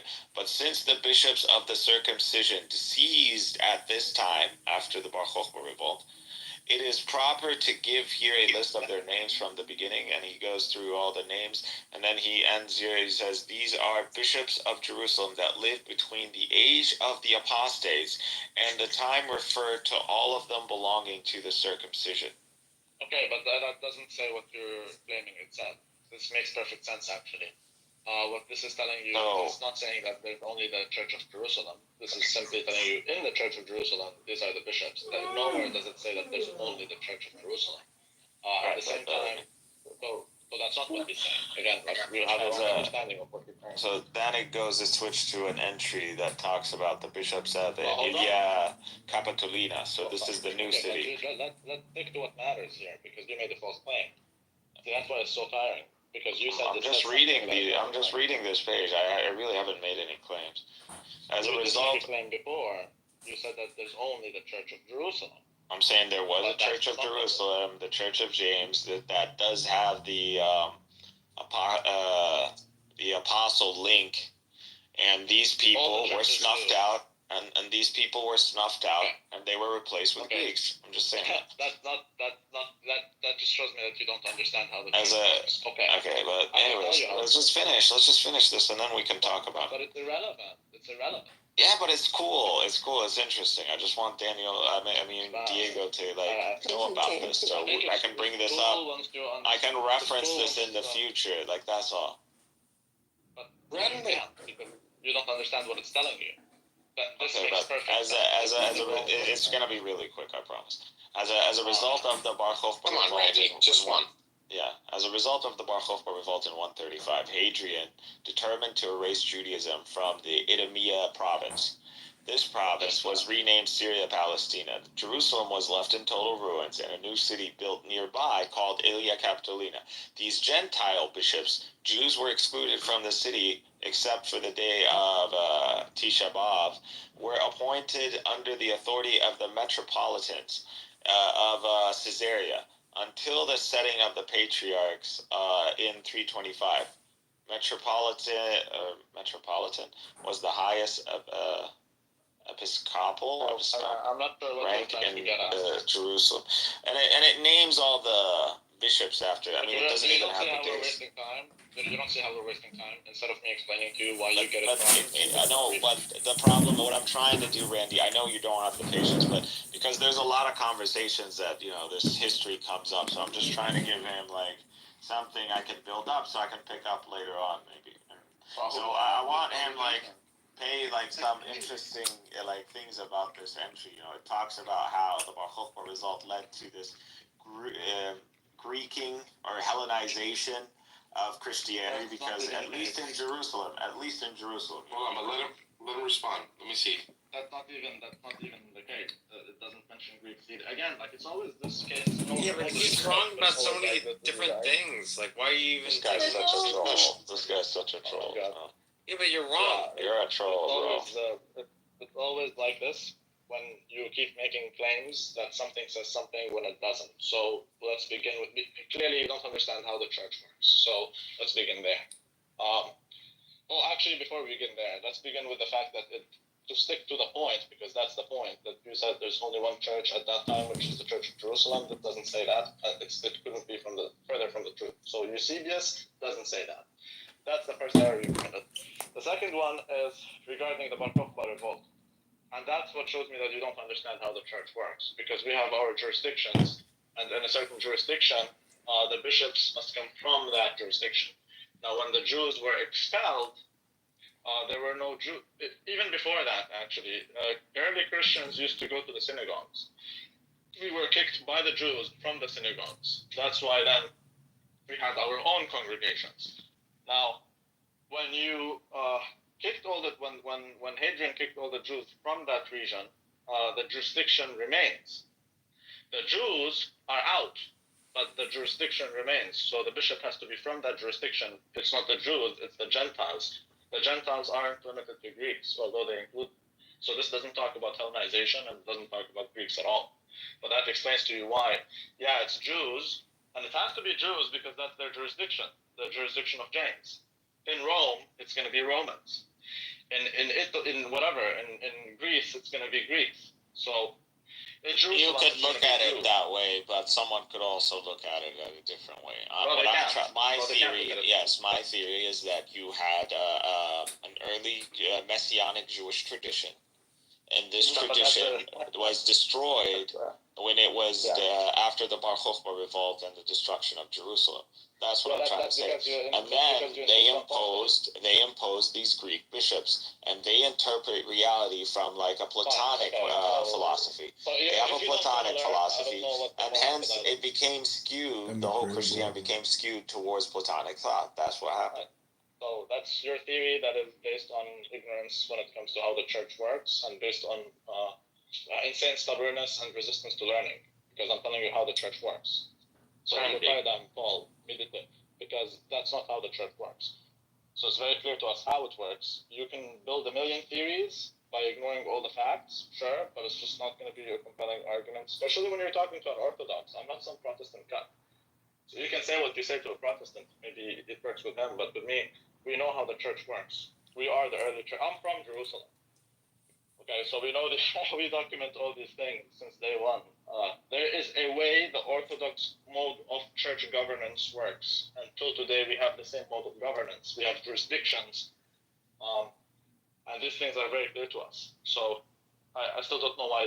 I'm just saying, Diego, there were Jews, and then there were not. That's all. Exactly, yeah, but that doesn't mean anything. The Jews were expelled. The jurisdiction remained. Naturally, then those in it will not be Jews. Regardless, they were actually not the first among equals. The first among equals was in Rome.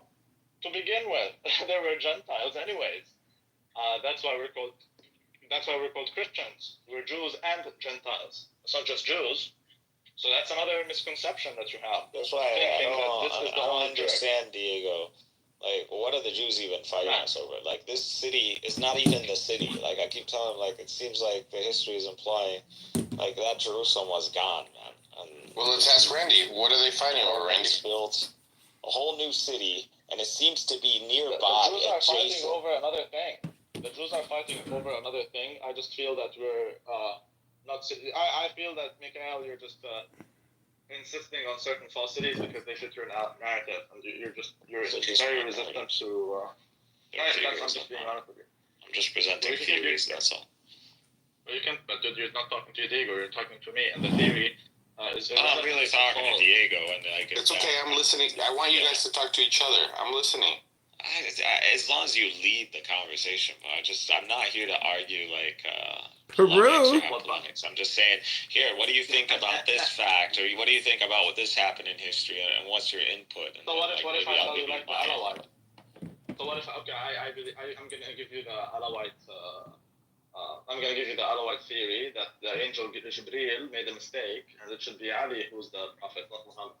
Yeah, but that's just a ridiculous excuse. Like, why would I Like, do you understand? Because you're making such a radical claim. You're saying an angel made a mistake. But this is a radical claim. What you're making. Like, God was contingent. Like, did he not?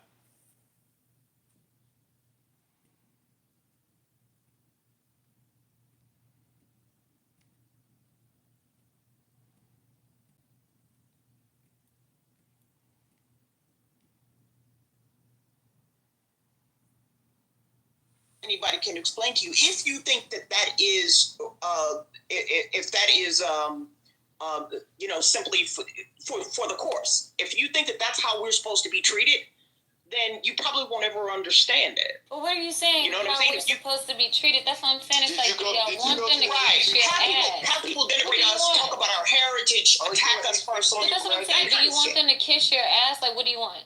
No, but you don't see there's a difference. You don't see he's that not an there's HBCU you bracket. see hello. You think Wait, that one what's is that the mean? other is the opposite No, coin of the other, and it's not. I'm saying you don't have to do either. You don't have to kiss anybody's ass, and you don't have to insult them at the same time. I mean, do you really? But you're It's not, I mean, insulting you have to go them. throughout life. It's either kissing their Do you ass know, or okay, but talking shit my about thing is, I don't like one-sidedness in things. I don't like that. I'm very diplomatic in thinking. So it's like you're insulting a group of people, but you don't want them to take offense to the insults. How does that work? It's But because that's what I'm she's saying. But native. no Black She didn't Americans have insult insulted them. anybody. Okay. No Black Americans have insulted anybody. That's what I'm saying.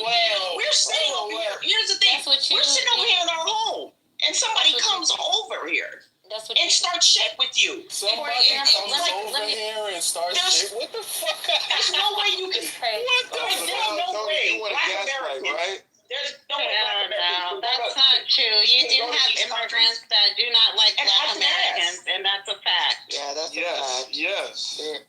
Or no, actually, I take that back. It's a lot of Black Americans. And they were eating flies and shit sandwiches before they got over here. See,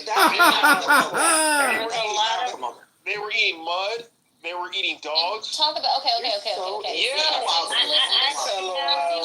listen. Now they're over here eating real Y'all Remember, they're just sitting around doing nothing. They're innocent bystanders. Y'all act blind to the fact that that's a sentiment of people's, right? You're like, oh my God, I don't know why they're so offended, why they aren't nice to us. People tell them every day, oh my God, speak English. People are very disrespectful to immigrants, but y'all are acting oblivious to that shit. And for the life of me, I cannot understand that. No, I get it. I I'm saw gonna it. have to disagree I saw with the- you on I saw that the one Black American- because the I saw the black coffee shop owner immigrants go tell out me there.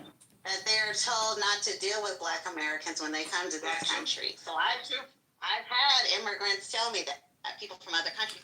Hey, I hate to interrupt. I just want to say vote Trump and go to the gym, fatties. Vote Trump and go to the gym, fatties. Vote Trump and go to the gym, fatties. Vote Trump and go to the gym, fatties. I'm complete. Thank you for listening and God bless. Again, vote Trump and go to the gym, fatties. That's it. Vote Trump and go to the gym, fatties. That's all you got to do. That's it. Vote Trump and go to the gym, fatties. I'm going to disrupt your room all night. I have the capacity to troll just as everyone else. I just choose not to primarily. I'm not fat, so does that mean I vote for Kamala? Well, if you're going to vote Kamala, you still got to go to the gym. Yeah, exactly. Yeah, but I'm not. You said fatties. I'm not fat. I wasn't talking to you. I was talking to Reverend. Reverend's clearly a fatty. What's your body fat percentage? My BMI is perfect for my size. But What's that's your besides body the point. fat percentage? It's That's not perfect. BMI. It's perfect. Wait, do I It's perfect. dirty begging fake black Jew in the bottom? Do I hear a man who can Wait a minute. scrap up Just a minute. $3,000 to go help those dirty Jews? Is that what I hear? Those dirty Jews. The fuck, you racist So bitch. how's that GoFundMe going, bitch? Have you run up that $3,000? Never got it, but it's okay. But We got the GoFundMe going for Peanut. Vote Trump. The Democrats are killing squirrels. Hey, Jezebel, you're still in the same place you were last time we found you. In my big ass mansion? You right about that? Yeah, in your mansion, living off of your sugar daddy. Feet kicked up boyfriend. Yeah, your 80-year-old boyfriend, your sugar daddy, right? More like 24, bitch. You thought. Yeah, right. Yeah, right. Niggas are always jealous. Yeah, no, you just when love you're being. black and you're pretty and you live a good life, they automatically. No. And if it was, bitch, I'd have him. Damn, you ain't pretty with that attitude. That's trash. You a trashy girl. You a prostitute on Hinge and Bumble. You just looking for free carrots and shit. Fancy dinners. The nigga said free carrots. She got figs and carrots on the plate. No, them gourmet carrots and shit. That's like expensive. You got Pearlands, bitch. You didn't make that shit. Well, and you're a Jew hater on top of Alright, that's enough. I also feel like there is like a huge generational disconnect because like when I talk to Black Americans that are around shit, my connection. When I talk to Black Americans, you intentionally cook it in a way that fits your narrative. You don't care about the fact. You just care about the narrative, which you want to be factual, and there's a distinction there. I'm talking when we went into this conversation, what are we talking about? Like, what does it take a Muslim to be convinced of Christianity? You were giving an argument of continuation. I'm trying to, what you were highlighting. You were saying, well, Islam is a continuation, or this is how it builds itself as, or presents itself as. And then I gave you, and then we went down into what is fundamental to Islam. What is it fundamental to this doctrine, which is the Unitarianism, really. That is what it is. It's just Unitarianism. And then we're gonna go and we're gonna look like if their argument is solid, there needs to be a tradition of because Unitarianism is, and by the way, you're not Unitarian because you believe the Quran is Allah. The Quran is created. Allah is the Quran. Well, is the Quran created? It depends on which Muslim you ask. No, that's so silly. It's like saying, did God create his ability to speak? Is the Quran created? But that is what you're asking me. That is literally what you're asking me. Are you asking me? Because it's a trick question. It's a linguistic trick. Yeah, it's a trick question. It's uncreated. Yes, because I don't believe, just like, I believe the power of God, God always had his power. Like, just because he isn't expressing, just because there are moments in God's life where he doesn't express power, it doesn't mean that power is created. God did not create in his... But let him respond now. Let him respond to it. You understood the point, right? You can make that claim. I'm telling you that you're a Trinitarian of a different Trinity. Not really. I'm just telling you that God could speak, God could eternally speak, and when God speaks in Arabic, that is Quran. So you telling me are God's words like, does God create speech within himself? No. God is always able to speak, and he spoke the Quran. He spoke the Torah, for example. Okay, so is the Quran created or is it uncreated? It's the speech of God. God did not create his speech. It would be nonsense, because then you're saying God creates for himself an ability. That's what you're saying. So that's the inconsistency, because you're saying if God didn't create his speech, that means the speech itself is eternal, as is God. No, the ability to perform speech is eternal to God. But his ability to speak the Quran is different from the Quran itself. So the Quran itself, is it created or is it... The Quran is speech. It was what was revealed to Gabriel, which was revealed to Prophet Muhammad. So yes, there is a transition between the actual nature of God's speech to pen and paper. God's speech is not the pen and paper. The pen and paper is created. The Arabic language is created. The Arabic language is created. The Quran is the wisdom, the knowledge, and God's way. I think you're saying the Quran is a physical recording of something that always exists. No, it's not. It's not. But what it is it is a standard that is eternal to God, and this standard was simply revealed in Arabic. This standard eternally existed, and when God reveals it, he has the ability to reveal this in speech. That's what we're saying. So we're saying, don't do the whole motherfucker. But you're not saying that. No. And if Diego is, I'm going by Diego. I want you to go by Diego as well. Like, don't go by me. Now, if Diego doesn't interrupt, then like, don't interrupt. That's what I'm saying, and I won't do the same thing. I'll do the same thing. You have been. Okay, I apologize, and I'll only let Diego interrupt. How about that? Okay, but you're not saying that because the Quran is only in Arabic, and if it's not in Arabic, then it's not the Quran, it's an interpretation. No. When God relays his speech in Arabic, that's when it becomes the Quran. His speech in Arabic is when it becomes the Quran. There's a hypostasis happening. A hypostasis? When the speech in Arabic becomes the Quran, however Arabic is created. Arabic is created, yes. Arabic is created. Okay. The standard in which which is the revelation of God, the standard is not created. The standard is not created, however the standard is in Arabic, which is created. Yes. Okay, that makes it created. Thank you. No, that makes it No, dude, it's ridiculous. And a Christian who believes in the hypostatic union, like, would literally, I don't know how someone would disagree with this. I am telling you that God, when He relays a judgment, when He tells, oh, David, you need to go do something, or you or Saul, you need to go do something, is God like developing a wisdom here? Did He just come to some sort of conclusion? Yeah, Is He just passing? No. His judgment, the way God deals with scenarios, the way God deals and passes down judgment is consistent.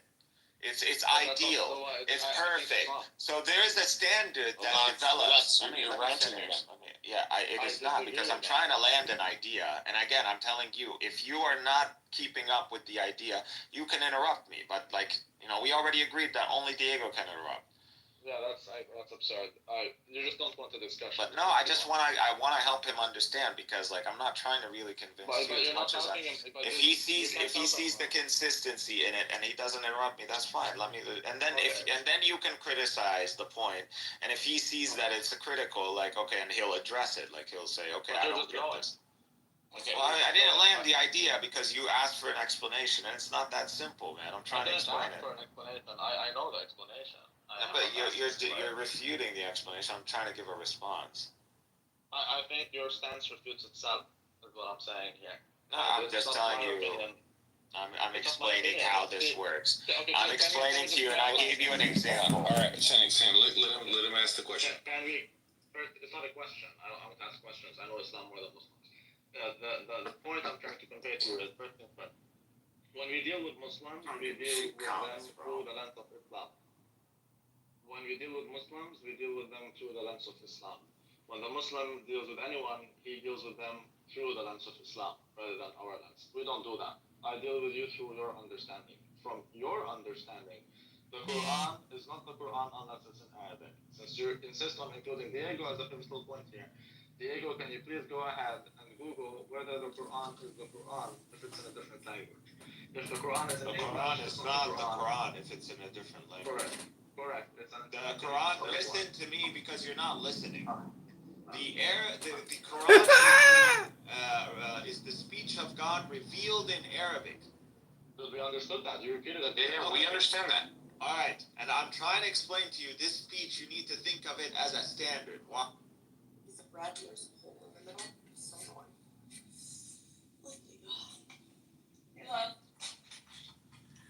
Oh, hey. Hi, Brock. How's it going, Brock?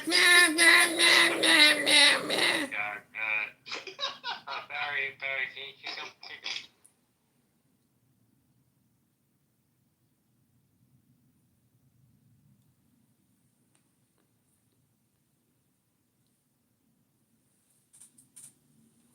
Boogers. Boogers.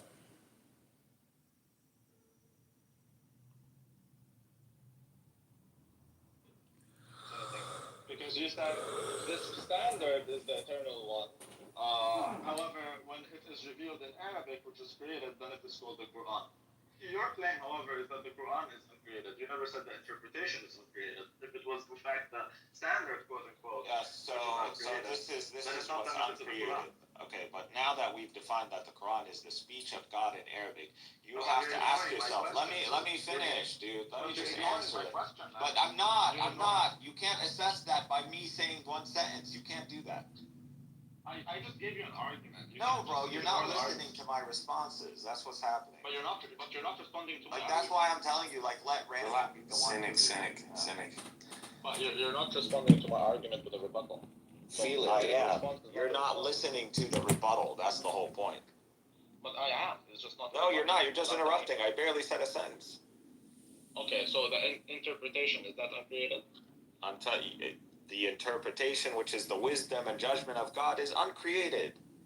God did not gain. Okay, but Cynic, answer the question and let him ask another question. He's gonna like. Okay. Unpack it, dude. Let him unpack it a little bit. Establishing some rules. That's all. The only rule is be relevant. Like from my side, that's the only rule I want.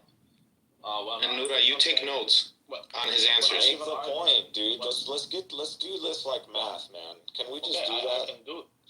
All right, just yes or no's, and let's stick to that. Let's straw man. I don't care. Like, let's just move forward. I don't like this pace, man. I don't like wasting time on like topics that points too long. I know. You don't want to be pressed against it. It's not I don't want to be pressed against it, but like if you can't convince the audience, that's why I need a standard. That's why I'm trying to. Wait, hold on. But my understanding, before we continue here, my understanding is even if Randy gets you into a corner, there are certain questions, even if he got you, you won't be able to answer it because God, are they fucking stupid?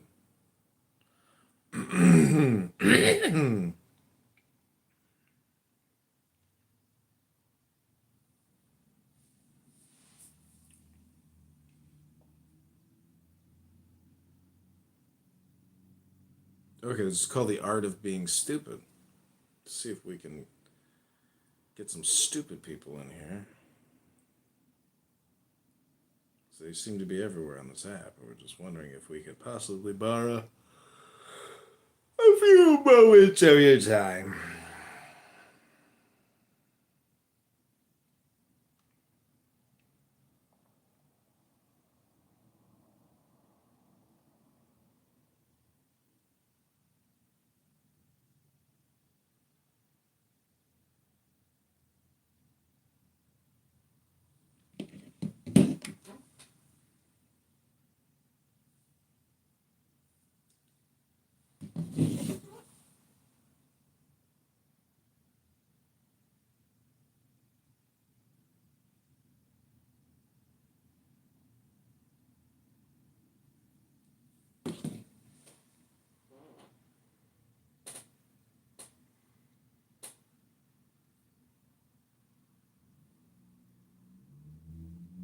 That they have euthanized Peanut.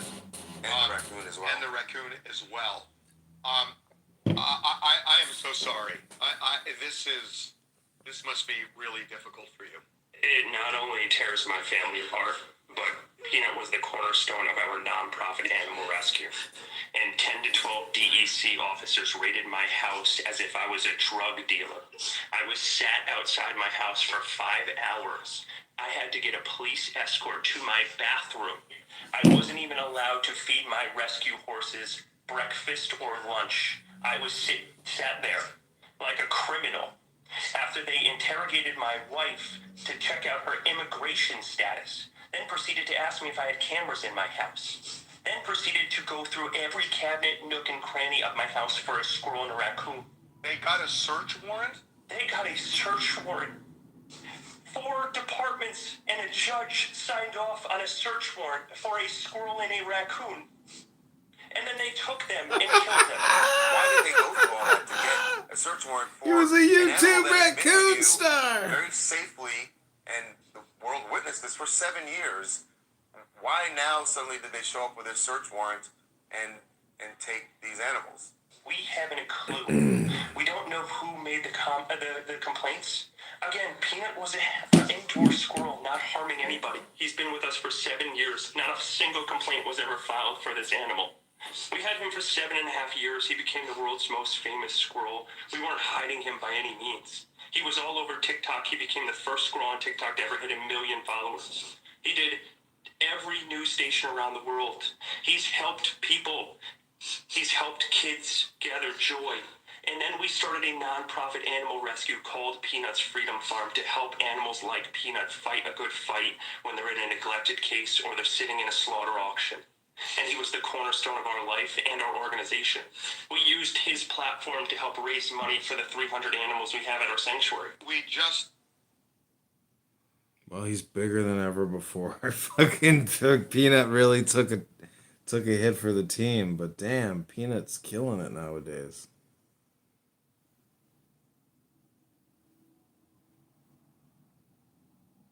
Poor little Peanut.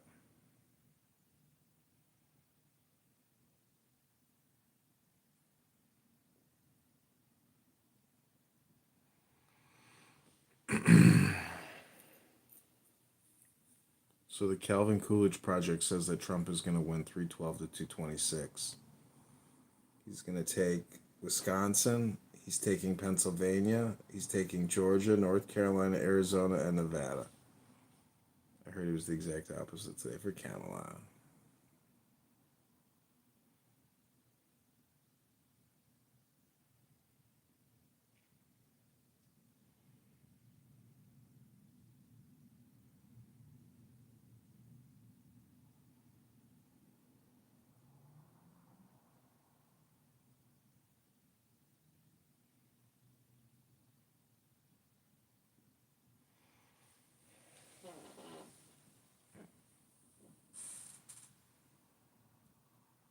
Means what, Randy? So you are unable to distinguish between the ability to speak and speech, because again, we're not talking about the ability of God to speak. We're talking about His speech in a created language that you call an uncreated book called the Quran. Whether you call it Quran, Mishaf, or the Quran, it's up to you to decide which one is which and which one is uncreated. Either way, you're gonna struggle to make that case. Because we're not talking about the ability of God. I already made the case that Prophet GPT affirmed it. That's it. We're not going to go past that. Exactly. Yeah, that's not an argument. That's not an argument. Until you can make a really detailed-based argument and you can start presenting facts and you can showcase me, source up Islamic scholars who say no, there's otherwise, and I don't think to do that. And if you can't, honestly, if you can't get ChatGPT to concede to this point, like, I don't think you have an argument. I never even went to ChatGPT. I'm not the one doing ChatGPT. Oh, then go for it. I think we were trying to rotate some people because Allah gave you this brain so you may use it. No, I don't think I'm able to pull up what ChatGPT is pulling up. You know, I can go down with this. We haven't. So thank you, Alpha. So what Jamie Raskin was referring to, and I don't like the This language, but I Democrat do think we fucking need bitch. some context here. He's referring to the Supreme Court decision on the 14th Amendment when Colorado tried to disqualify him from the ballot because he was an insurrectionist. And what Raskin was saying is, from a legal standpoint, what the Supreme Court did was they said that in order, you needed enabling legislation to make the insurrectionist portion of that provision work, right? So the fact, what he was trying to say is the Supreme Court actually said if Congress were to pass a law saying this particular act was an insurrection, and so we can disqualify President Trump, former President Trump, under that, then that would have been legal. That's actually what the ruling said.